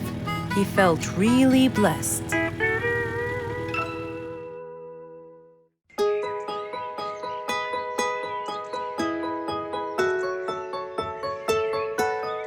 Beatrice was a little energetic bee. She wakes up early, eats her breakfast, and checks on her honey. Then, she goes out to collect some nectar. That smells great. I'll take some from here. Wow, that looks fresh. Here's my favorite type. And so, she went collecting all the nectar she needed, and when she was all done, she went back home. But as Beatrice came closer and closer, she could see that someone had been to the hive. Oh no! My honey! It's all gone! Who could have done this? Beatrice looked right and left, but no one was there. Sadly weeping with grief, she went to the place where she might find relief. Oh, Beatrice. How have you been? Mr. Fox! Beatrice, what happened? Someone stole my honey and destroyed my hive! Who would do such a horrible thing? I have no idea! I was out collecting nectar, and when I came back, I found... Calm down now, calm down. I don't know what I should do! Mr. Fox felt sorry for Beatrice. He kept thinking of a way to prevent this from happening again. Aha! I got it! You know who did this? No, but I can prevent this from happening again. Really? Really? Come with me. At once, Mr. Fox ran to his workshop. He grabbed some steel, some wooden plates, and his toolbox. He then hopped into his car with Beatrice by his side and drove away.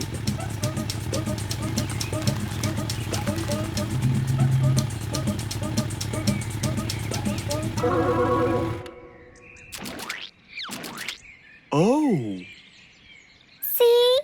I told you. It's a complete disaster. you were right. But don't worry, everything will be okay now.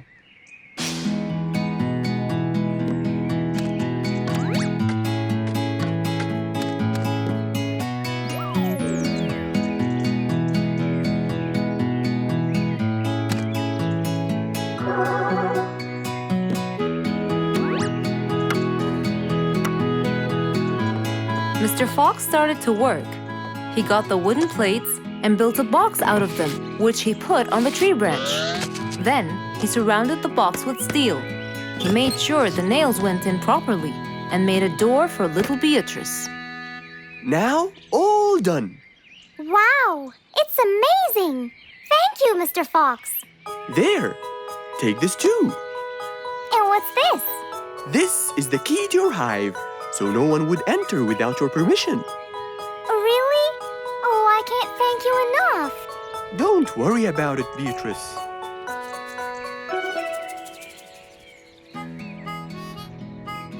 Here, Mr. Fox, this is for you. What's this?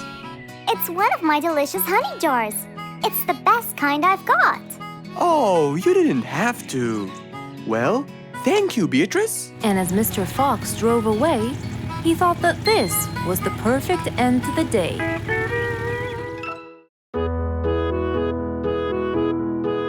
Mr. Fox was known for his kindness in helping others, Everyone went to him for advice, even Woody, the jungle carpenter. After being assigned the task of building a really big ship, he went to Mr. Fox, seeking his wisdom. Mr. Fox listened carefully to what Woody had to say, and in turn, promised to help him. He started a research on shipbuilding, and after hours and hours of hard work, he finally got it. Yes! I've got it! But there is something I need to check first. Mr. Fox went for a walk in the jungle, looking carefully at every tree on his path. Then he stopped in front of one and said, Yes! That's the one! Immediately, Mr. Fox took a paint bucket. He wanted to mark the tree, so he wouldn't forget which one it was. After that, he got into his car and drove off.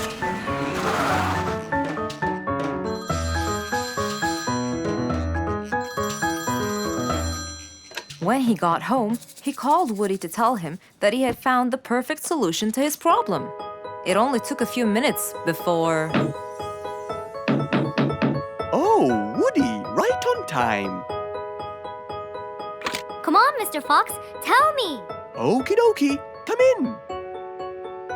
I finally figured it out. I never doubted you, Mr. Fox. I was sure you'd be the one to help me find an answer to my problem. Oh, don't mention it. Here you go. These are blueprints. They're guidelines that will help you learn how to build a ship easily. Woody started reading the blueprints thoroughly. He knew most of what was written in it, so he looked up and said, It's a lot easier than I thought. Thank you so much, Mr. Fox. Oh, but Mr. Fox, what about the materials that I'll need to build it? Here's a list of all the materials you'll need. And what about the kind of wood I should use, Mr. Fox? I did extensive reading, and I found out that our ancestors were famous for using teak in the process of building ships, as it's really stiff, strong, and it can also be shaped to have wide planks, which would help the ship to withstand the waves of the sea. But I know you don't know what teak is. Not everyone does. But come along. I think it would be better to show you the tree I found earlier in the jungle.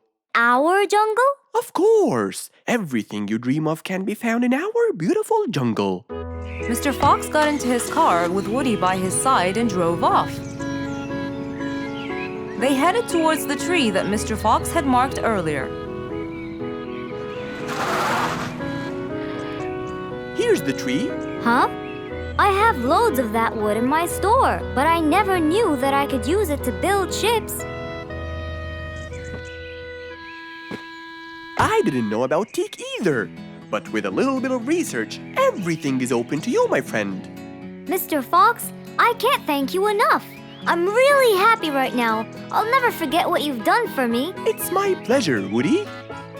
Now that I know what I should do, I'll go back and start building that ship for Nate as fast as I could. Thank you again, Mr. Fox. So, after helping his friend, Mr. Fox got into his car and drove away happily. You know, it's true what they say. A friend in need is a friend indeed.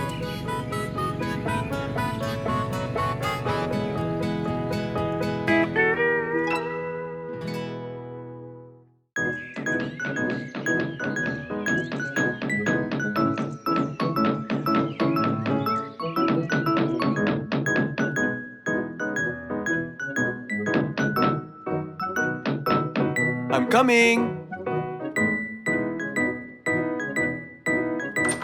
Good morning, Mr. Fox. Hello, my friends. Come on, let's go to the backyard. We can't wait to hear the rest of the story. Slow down. I can't understand you.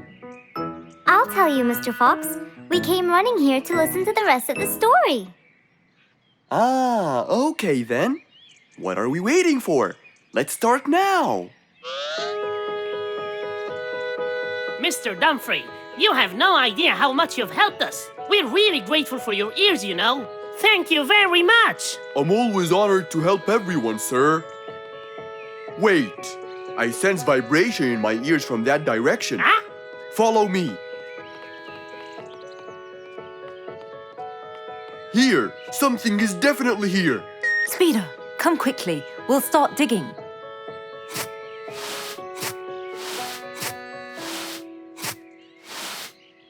Speeder, wait!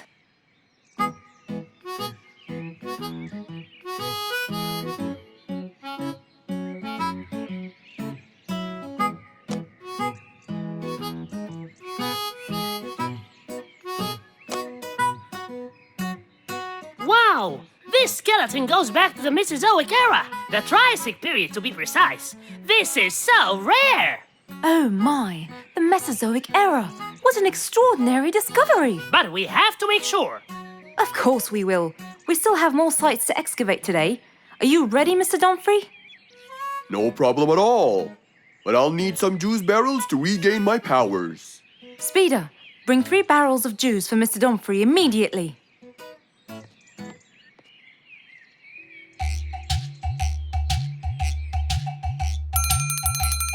Come on in. I'm glad that I have this high table here. Oh, sorry, you can't stand and talk. You have to sit down to look at my teeth. Well, I really hope that your teeth will help me make the right decision. Don't worry at all. I'm here for your own welfare and saving. I hope so, Mr. Lucky.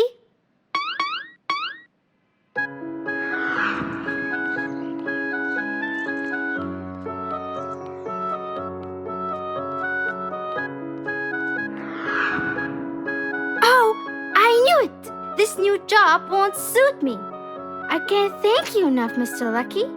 You saved me from a lot of trouble. You're a very important person in our jungle. No problem. I believe I was gifted to protect and help the people. If I didn't live up to the gift, it might be taken away from me. It was nice meeting you, Mr. Lucky. I'm sure you're gonna save lots of people as you did for me. Number 82, please come in.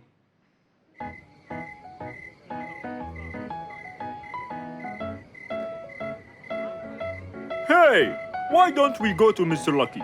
We need to know his final decision. I'm sorry, I can't today. Mr. Dumfrey discovered an ancient site last week, and I really want to go to the opening ceremony. They became very famous. If I want to stay in control, I have to know their weaknesses.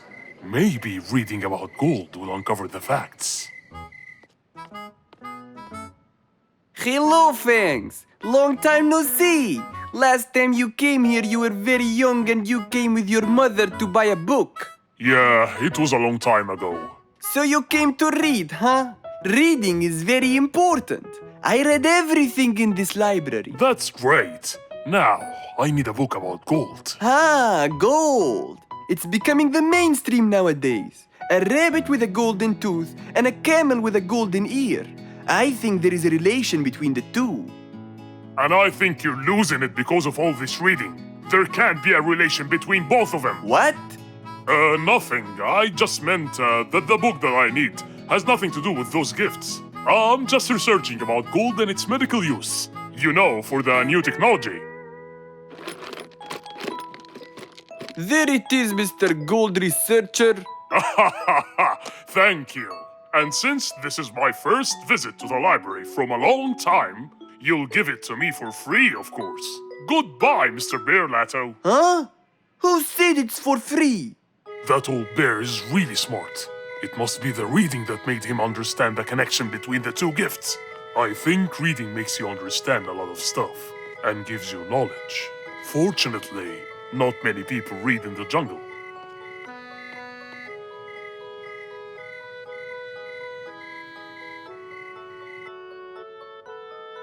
Yes, found it. Gold properties.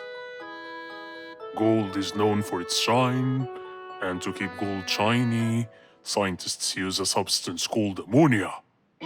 Ah, yes, that's it. Gold brightens and dims. When anyone looks into Lucky's teeth to see their future, it becomes clear as a mirror.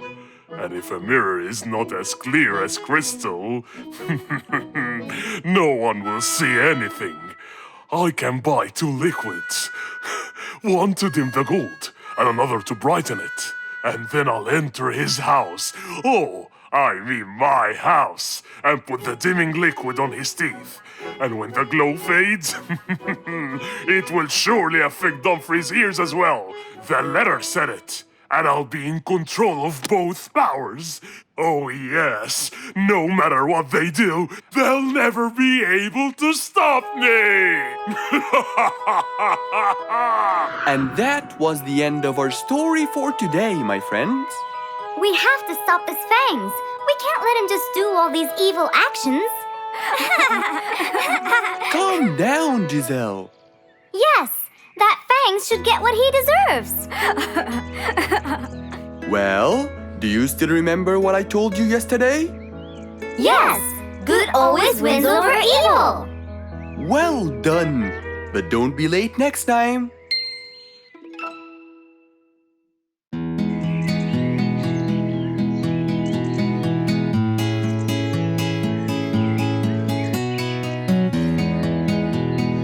Spike the dragon always bragged about how good he was at photography.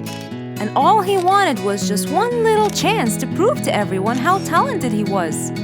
It didn't take long before someone actually recommended him to be the official photographer of King Rorik the Lion's birthday party. All done and send. Wow!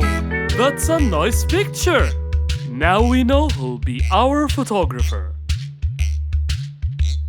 And immediately, Mr. Tiger sent a message to Spike.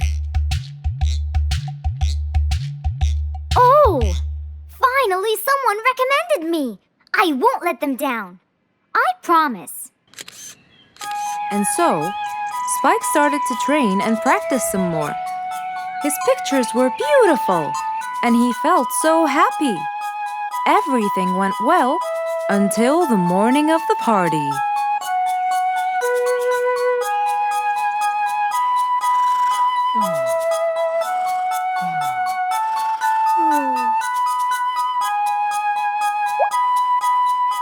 Oh, today's the day. Finally! Maybe I should train some more.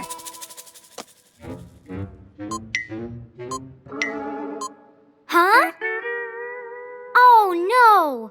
What have I done? While Spike was testing his camera, he pressed on something that changed his camera settings. Now all his pictures turned to white. Spike tried to change it back. He cleaned his lens and checked his filters, but all was in vain. What will I do? Oh, what will I do? I must go to Mr. Fox at once. Feeling so worried and sad, and with no clue what to do, Spike held his camera and flew off to Mr. Fox.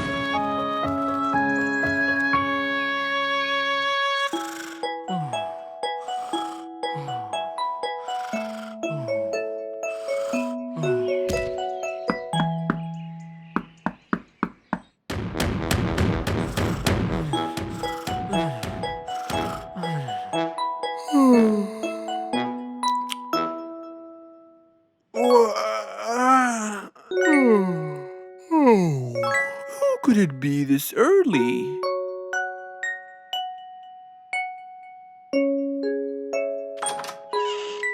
Oh, Spike, it's you. Help me, Mr. Fox. My camera. Help! All white, broken. Help! Calm down, calm down. Please, come in. Spike followed Mr. Fox inside. He sat down and started to speak slowly. You know today's the king's birthday party. Yes, and you've been hired as the official photographer. Congratulations, Spike. Oh, Mr. Fox, it would soon be condolences. What? Why? My camera. It's broken. Broken? Yes, I woke up early today and tried to check it. But I found that every picture I take becomes white. Have you checked the lens? Yes, and I re-cleaned them to be sure. But it's no use. And the filter? Everything. The lens and the filter. Can I take a look at it? Mr. Fox held the camera and started to check the settings. Where could I buy another one now? Do you have a professional or digital one? I don't think you'll need it, Spike. I'll go straight to prison, right? No, it wouldn't be fair to send the most talented photographer to prison. They'll all laugh at me. Are you sure about that?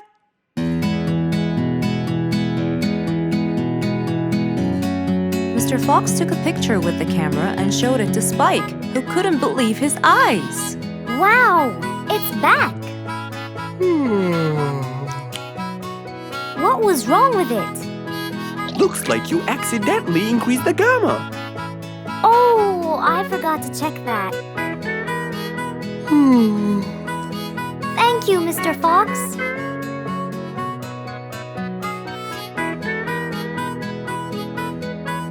I'll go now. See you at the party. That would be awesome. With that, Spike walked out of Mr. Fox's place. He went back home with a smile on his face.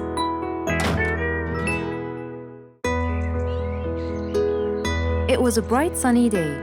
Mr. Fox had had his breakfast and was now out doing his morning exercises. It was then when he saw Woody, who was passing by.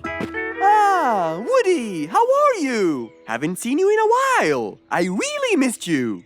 I'm fine, Mr. Fox. I really missed you. I hope you're doing great.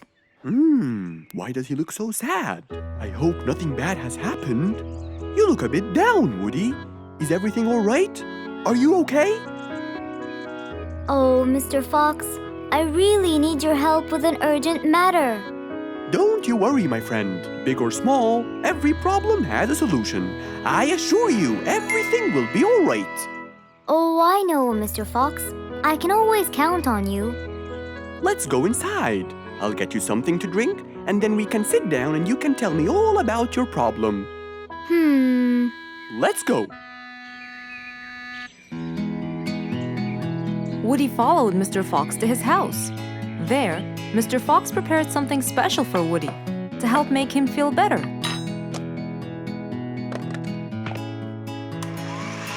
I made you some fresh orange juice.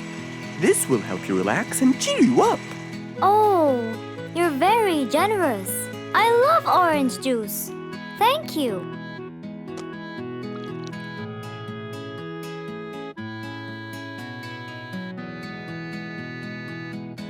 Mr. Fox, I'm really sorry to bother you over and over again, but I had no choice. Oh, no worries, my friend. You know, Mr. Fox, I'm the jungle carpenter. My business has been growing recently, and now I have many customers. Yes, you're a hard worker. You deserve it. I used to build boats for fishermen. I got famous for my skills, especially after I built Nate the fisherman the boat of his dreams. He went and told everyone in the jungle about it. They overwhelmed me with requests. That's fantastic. I'm really glad to hear that. But Nate came to me yesterday and asked if I could build him a ship. One big enough for him and all his friends, as he is planning to go on a fishing trip. It's for a special trip, he said. Yes, I've heard about that. Well, the problem is, I've never built a ship before, and I have no clue what kind of wood I'm supposed to use. I don't know what to do. How will I build him the ship he needs without the proper wood? Will you help me, Mr. Fox? Whoa, that's a serious problem. I'm gonna have to look through my books. Well, you're never too old to learn something new. I could use some time. I'll call you as soon as I find a solution. I will be waiting for your call. I know you'll be able to help me, Mr. Fox. After Woody left, Mr. Fox started his researches on shipbuilding.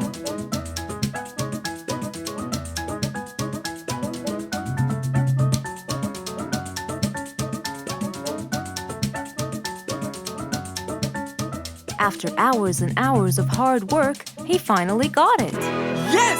I've got it! But what did he get? We'll find out in the next episode.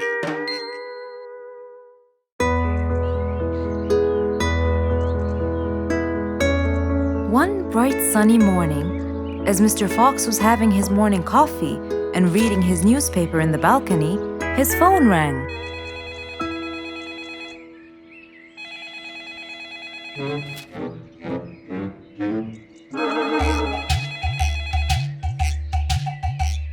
Who could it be so early in the morning? Hello? Hello, Mr. Fox. It's Rorik. Oh, hello, Rorik. How are you today? Not very good, I'm afraid. Why is that? My piano. I tried playing it today, but it sounds weird. How so? I don't know. Could you please come and check it out? Sure, I'm on my way. Thank you, Mr. Fox. I'll be waiting for you. And I'll be right there. So, quickly, Mr. Fox changed his clothes. He took his toolbox and his car keys, got into his car, and drove off to Rorik's place.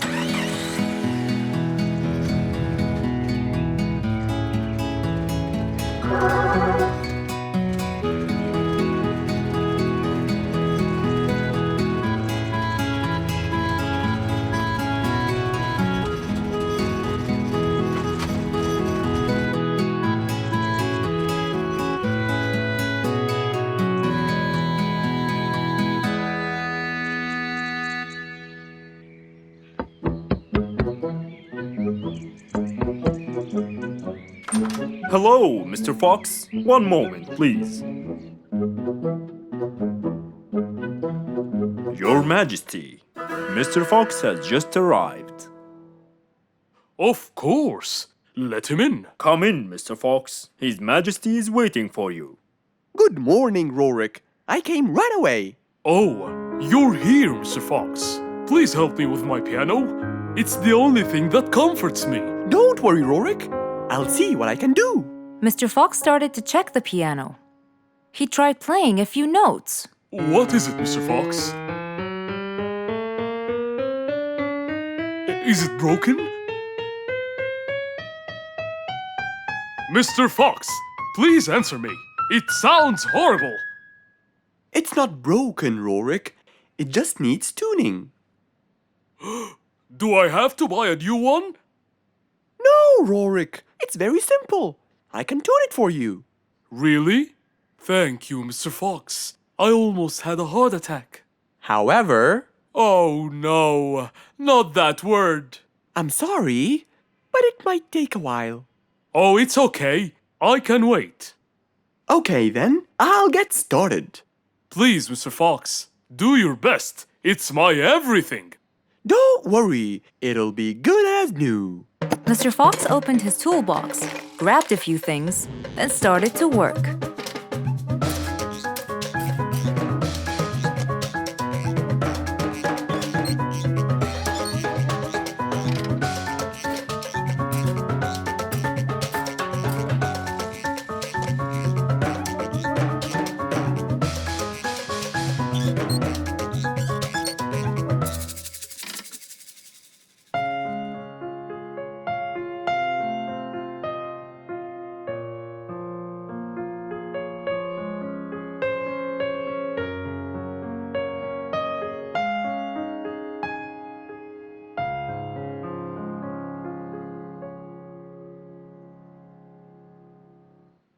Beautiful. It sounds beautiful.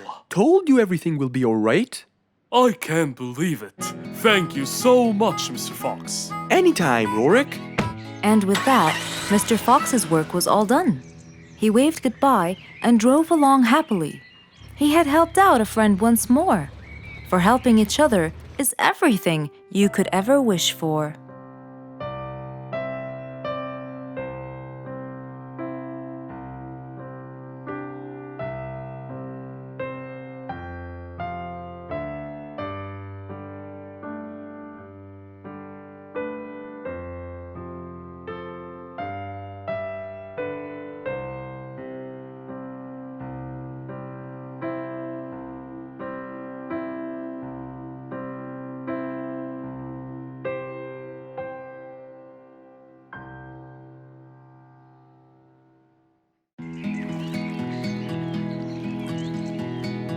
What a beautiful morning! Mr. Falcon should have been here by now. He was supposed to get me some sugar candies from the other side of the river. I can't cross that river on my own. I can't swim. I'd better go to Mr. Fox. He'll tell me what to do. And since Mr. Fox helped many more, she went to him and knocked on his door.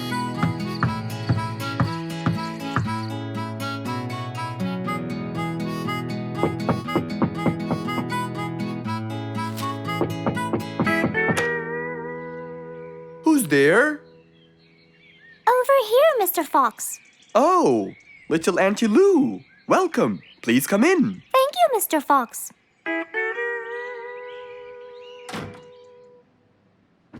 What can I do for you? Mr. Fox, my problem might seem small, and I know how busy you are, but Don't worry, Auntie Lou. Whatever it is, we'll find a solution. Tell me, what's bothering you? sugar candies. Sugar candies? But you love them. Yes, Mr. Fox, I do. That's the problem. The only place I can find them is by the other end of the river side, and I don't know how to swim. Well, how did you get them before? I had some friends who would cross the river and bring me some candies with them. But I can't wait for them to go every time. I want to be able to get them myself. I see. So you want a way to cross that river by yourself. Yes.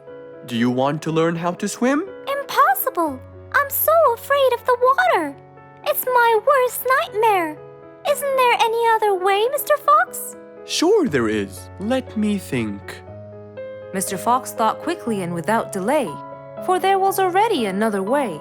He'll build a bridge for Auntie Lou, so she could cross whenever she wanted to. Little Auntie Lou, how wide is that river?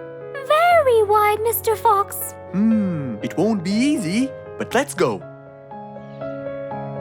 Into the workshop ran Mr. Fox. He grabbed some wood and his toolbox. He put them in his jeep and hopped inside. Then he and Auntie Lou went for a ride.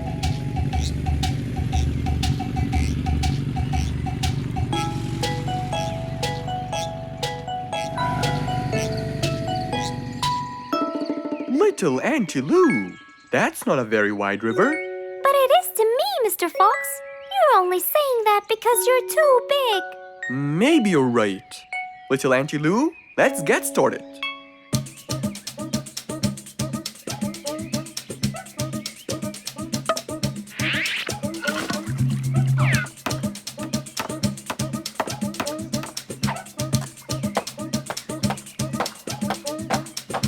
Finally, the bridge is complete. Mr. Fox, that's exactly what I wanted. Thank you so much. I'd better be on my way to collect the sugar candies. I've always dreamed of this.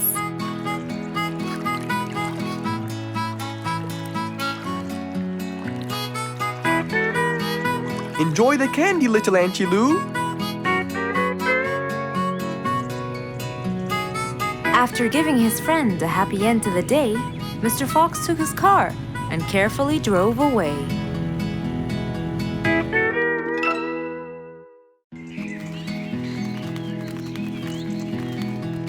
It was a beautiful sunny day. Feeling bright and early, Mrs. Sharpie was on her way to work.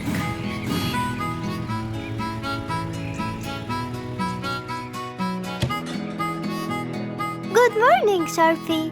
Good morning, Emma. You're looking good today, Sharpie. Thank you.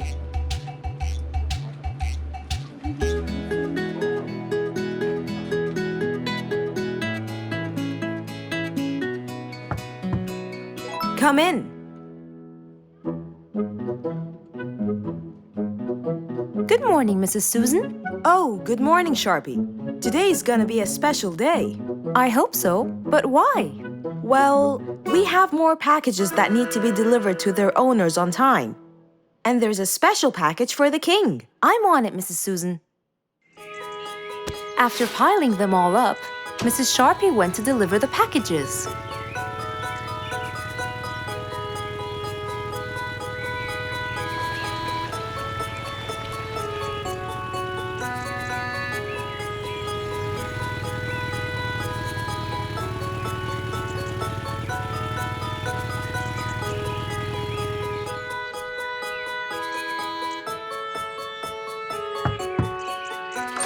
Here's your package.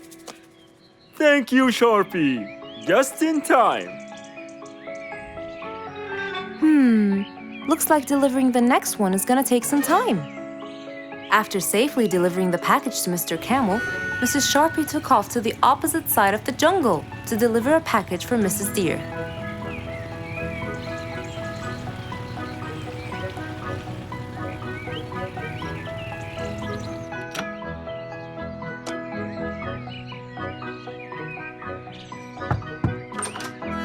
Here's your package. Thank you. But why were you late? I waited all morning. Next was Mrs. Bird's package, and that was south of the jungle. That was very tiring for Mrs. Sharpie.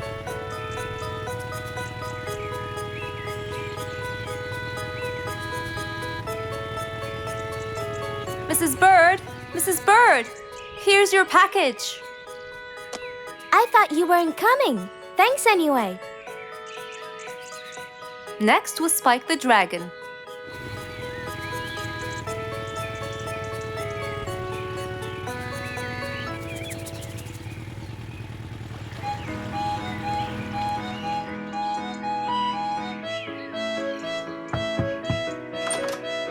Here's your package. I never thought you'd be late. Oh no! It's the last package I'm delivering today. I hope the king is not too upset that I'm late. Worried and a little scared, Mrs. Sharpie took off to deliver the last package. She was already late as it is. The last package was intended for the king, and after being all over the jungle, will she be able to make it in time? Here you go, Mr. Timber. This package is for the king. Thank you, Sharpie. But the king was worried and a bit upset. Why? Well, he had to wait all day for this package. You're not usually late, Sharpie. He was very upset. My sincerest apologies. I'll be more careful next time. Mrs. Sharpie was very tired and really upset. Having to deliver packages all over the jungle was no minor task. So, she decided to go to Mr. Fox and ask for his help.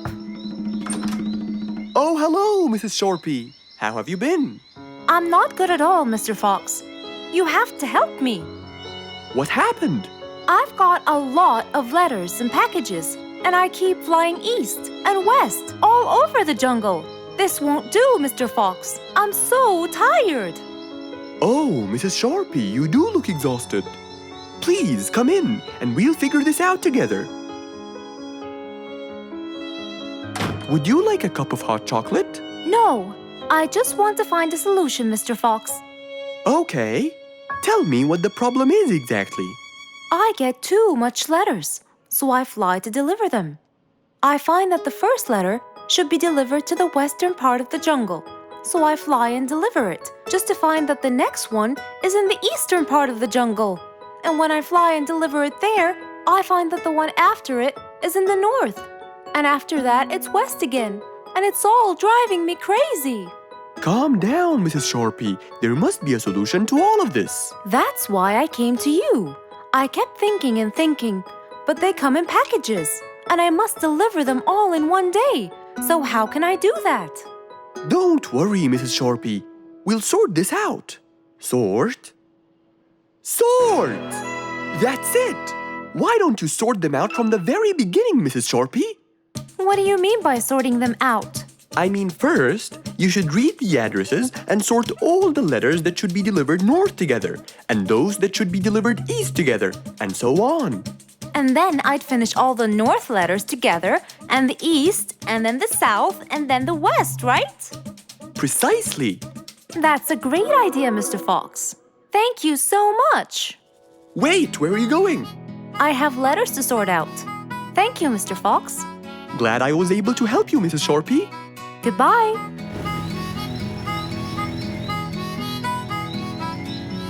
Happy with the solution she got, Mrs. Sharpie took off and looked forward to a new day with her new planned plot.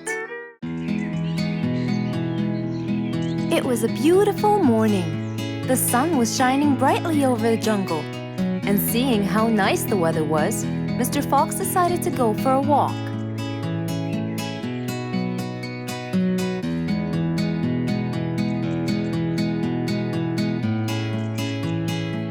The birds were twittering, the bees were humming, and the flowers smelled pretty.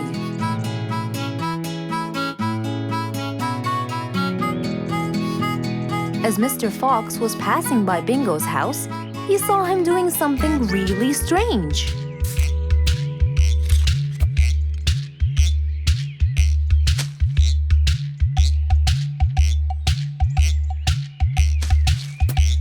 Bingo! What are you doing? I'm storing my favorite fruits to eat during the winter. But you can't just bury them. They'll soon rot. But what can I do, Mr. Fox? They only grow in the summer, and I love to eat them so much. Mr. Fox thought about it for a while. What could he do to help Bingo?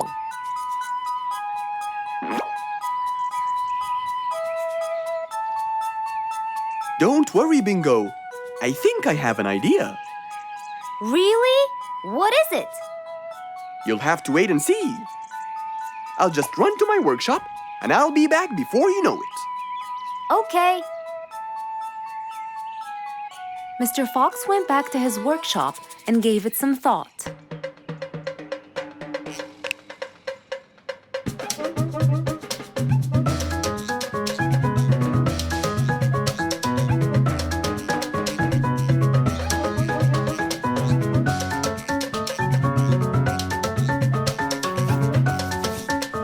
After calculating all the details, he started to gather the things that he needed.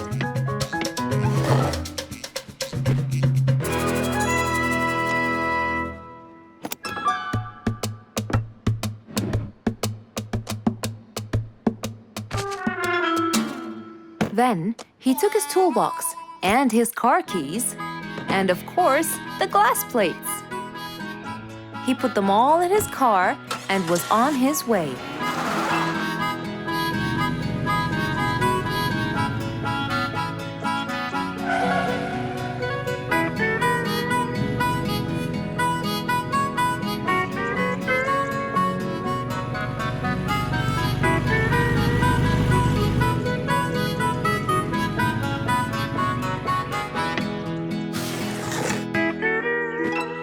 What's all this for? It's a surprise. I can't wait!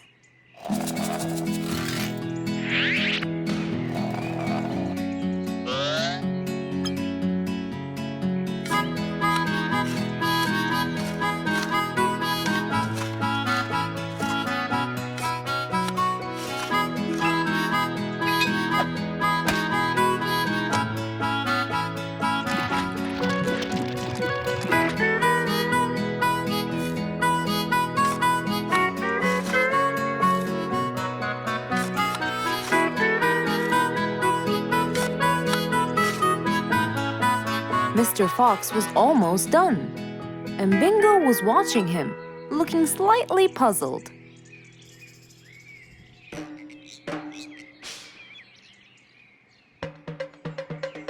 Here you go.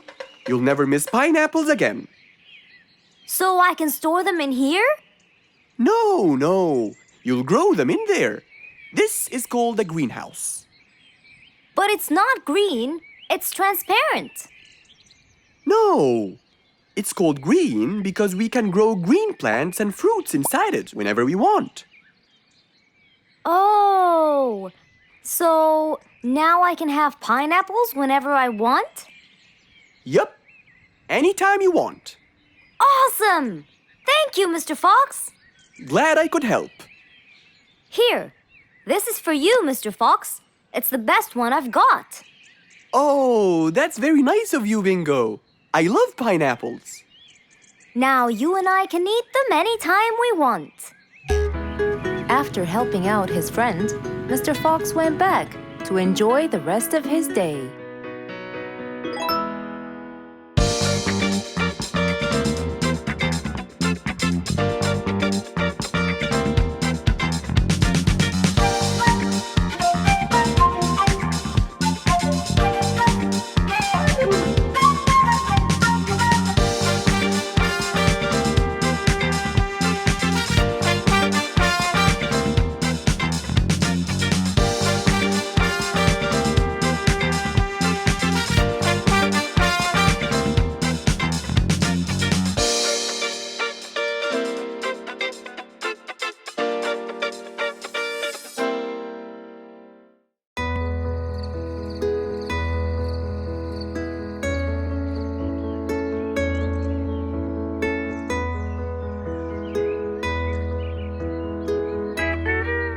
It was a bright, early morning. Mr. Fox woke up and went to wash his face.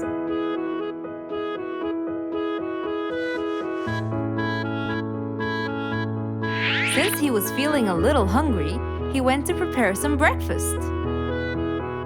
He prepared fruits, some cheese, a fried egg,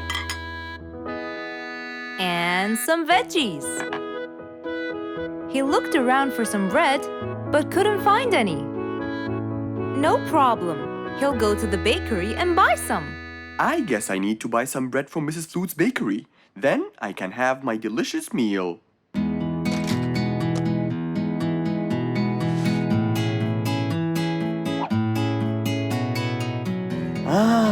I'm very hungry.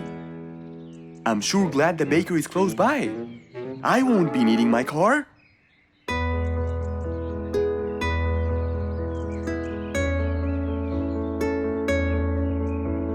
Mr. Fox decided to walk to the bakery. He really enjoyed the early morning breeze. And on his way... Good morning, Mr. Fox! Oh, Mr. Falcon! How are you? Are you getting enough sleep? Yes, I can sleep most anywhere now, and it's all thanks to you, Mr. Fox. Glad to hear that, my friend. See you around.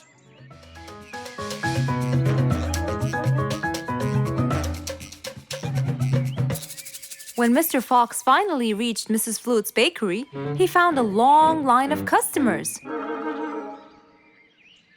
He got in line and patiently waited his turn.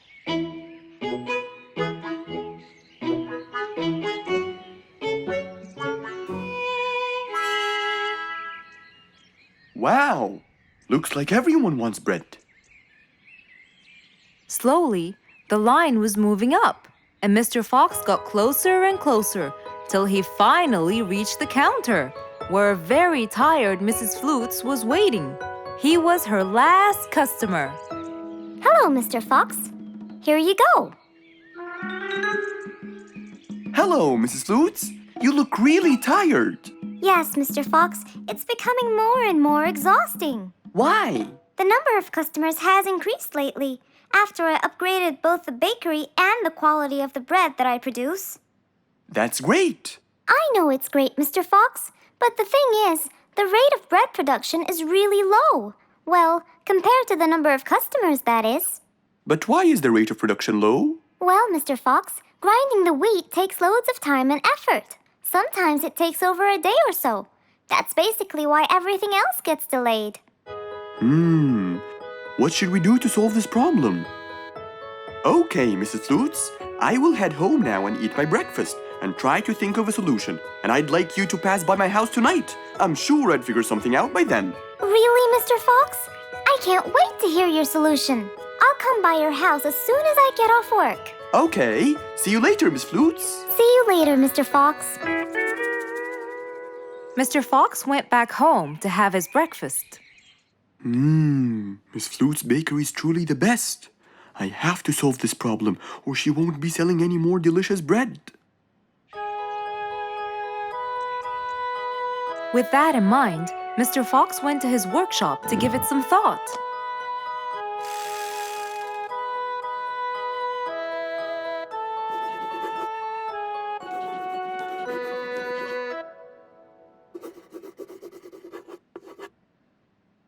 Finally, he had a great idea.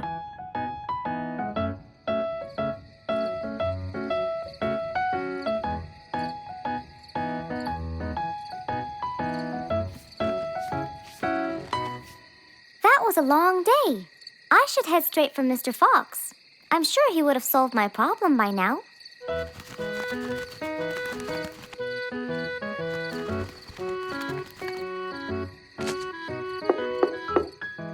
That must be Miss Flutes. Hello, Miss Flutes. Come inside. Hello. Were you able to find a solution to my problem, Mr. Fox? Well, why don't you try this new invention? A new invention for me? That's right. I made it specially for you. That's wonderful. It's a grinding machine to help you grind wheat quickly. Brilliant.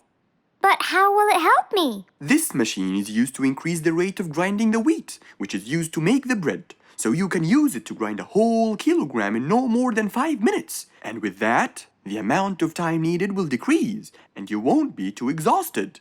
I'm really grateful to you, Mr. Fox. I have no words to express my gratitude. Friends help each other, Miss Flutes. You're really kind and generous, Mr. Fox. I want you to start using this new device tomorrow, and I will call you to check in every once in a while. Okay, Mr. Fox, I will. I'll be going now. Thank you again. Goodbye, Miss Flutes, and have a good night.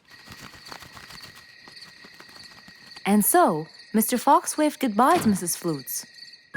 Then, he sat on his comfortable sofa. He looked out his window and admired the jungle he lived in for so long. He happily thought to himself, I love helping my friends.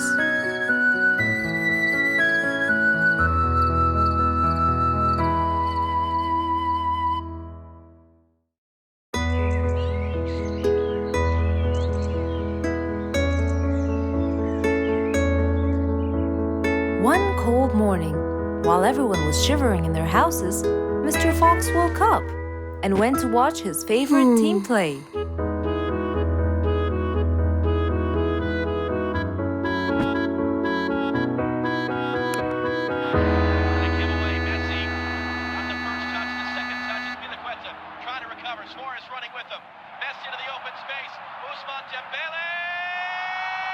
Ah! He's going to win! I wonder who could it be so early? Wait a second! I'll be right there! Good morning, Woody! How are you? It's been a long time since we last met. Oh, Mr. Fox, it has been a while.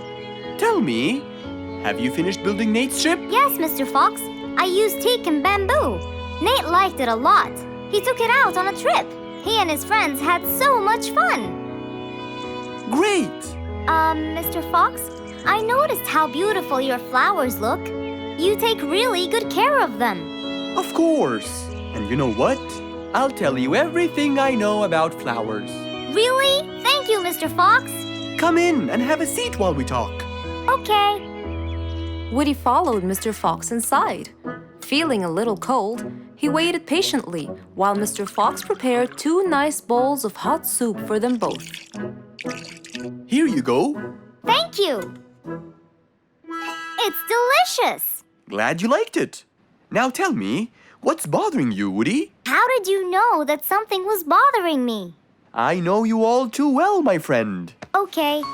You know, it's really nice and warm here. Yes, warm weather helps me think and relax. Well, Mr. Fox, I'm sure you know that I've been a carpenter for a long time now. Of course. And during the winter, my business blooms. And my customers increase because I sell them the wood they use for their fireplace. Very good. But where's the problem? The problem is, they're not all the same. So each customer needs the wood to be suitable in size for his fireplace. That's true. And as you know, I work alone. So I take so much time and effort to cut and adjust the wood to suit each and every customer in this jungle. Sounds like a serious problem. He looks really worried. Okay, Woody, why don't you come with me to my workshop? It's round the back. There, we can think together and I can invent something to help you solve your problem. I really hope so, Mr. Fox. Don't worry, we will. I know. And you taught me that there's a solution to every problem. And Mr. Fox solves every problem. Ha ha ha! That's right, Woody.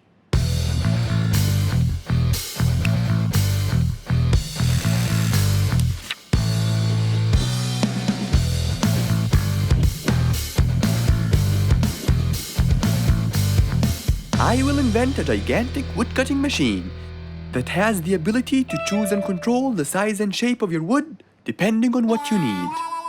What? Really? Aw, you're the best, Mr. Fox. I'm just going to need some time to build the machine. You got it, Mr. Fox. I'll go get a few things done and I'll come back. Okay, I'll see you then, Woody.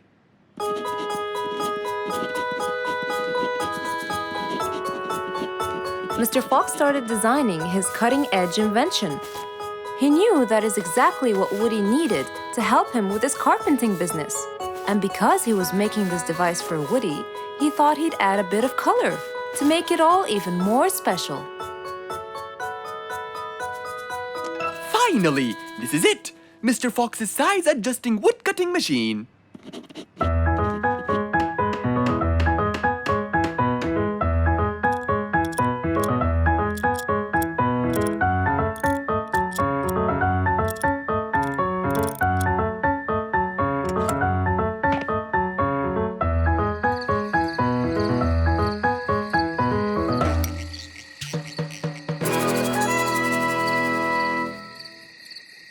After finishing the device, Mr. Fox sat to listen to his favorite music, waiting for Woody, who came knocking on the door. Hello, Woody! You're right on time! Have you finished building the new machine for me, Mr. Fox? Of course I have. It's in my workshop. Let's go see it.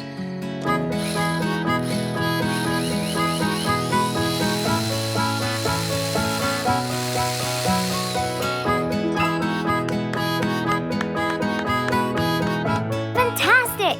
I don't know how to thank you, Mr. Fox. I'm really grateful for what you've done. Don't thank me. I only did what I had to do. I'd better be off now to cut more and more wood.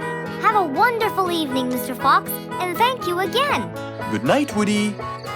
See you soon.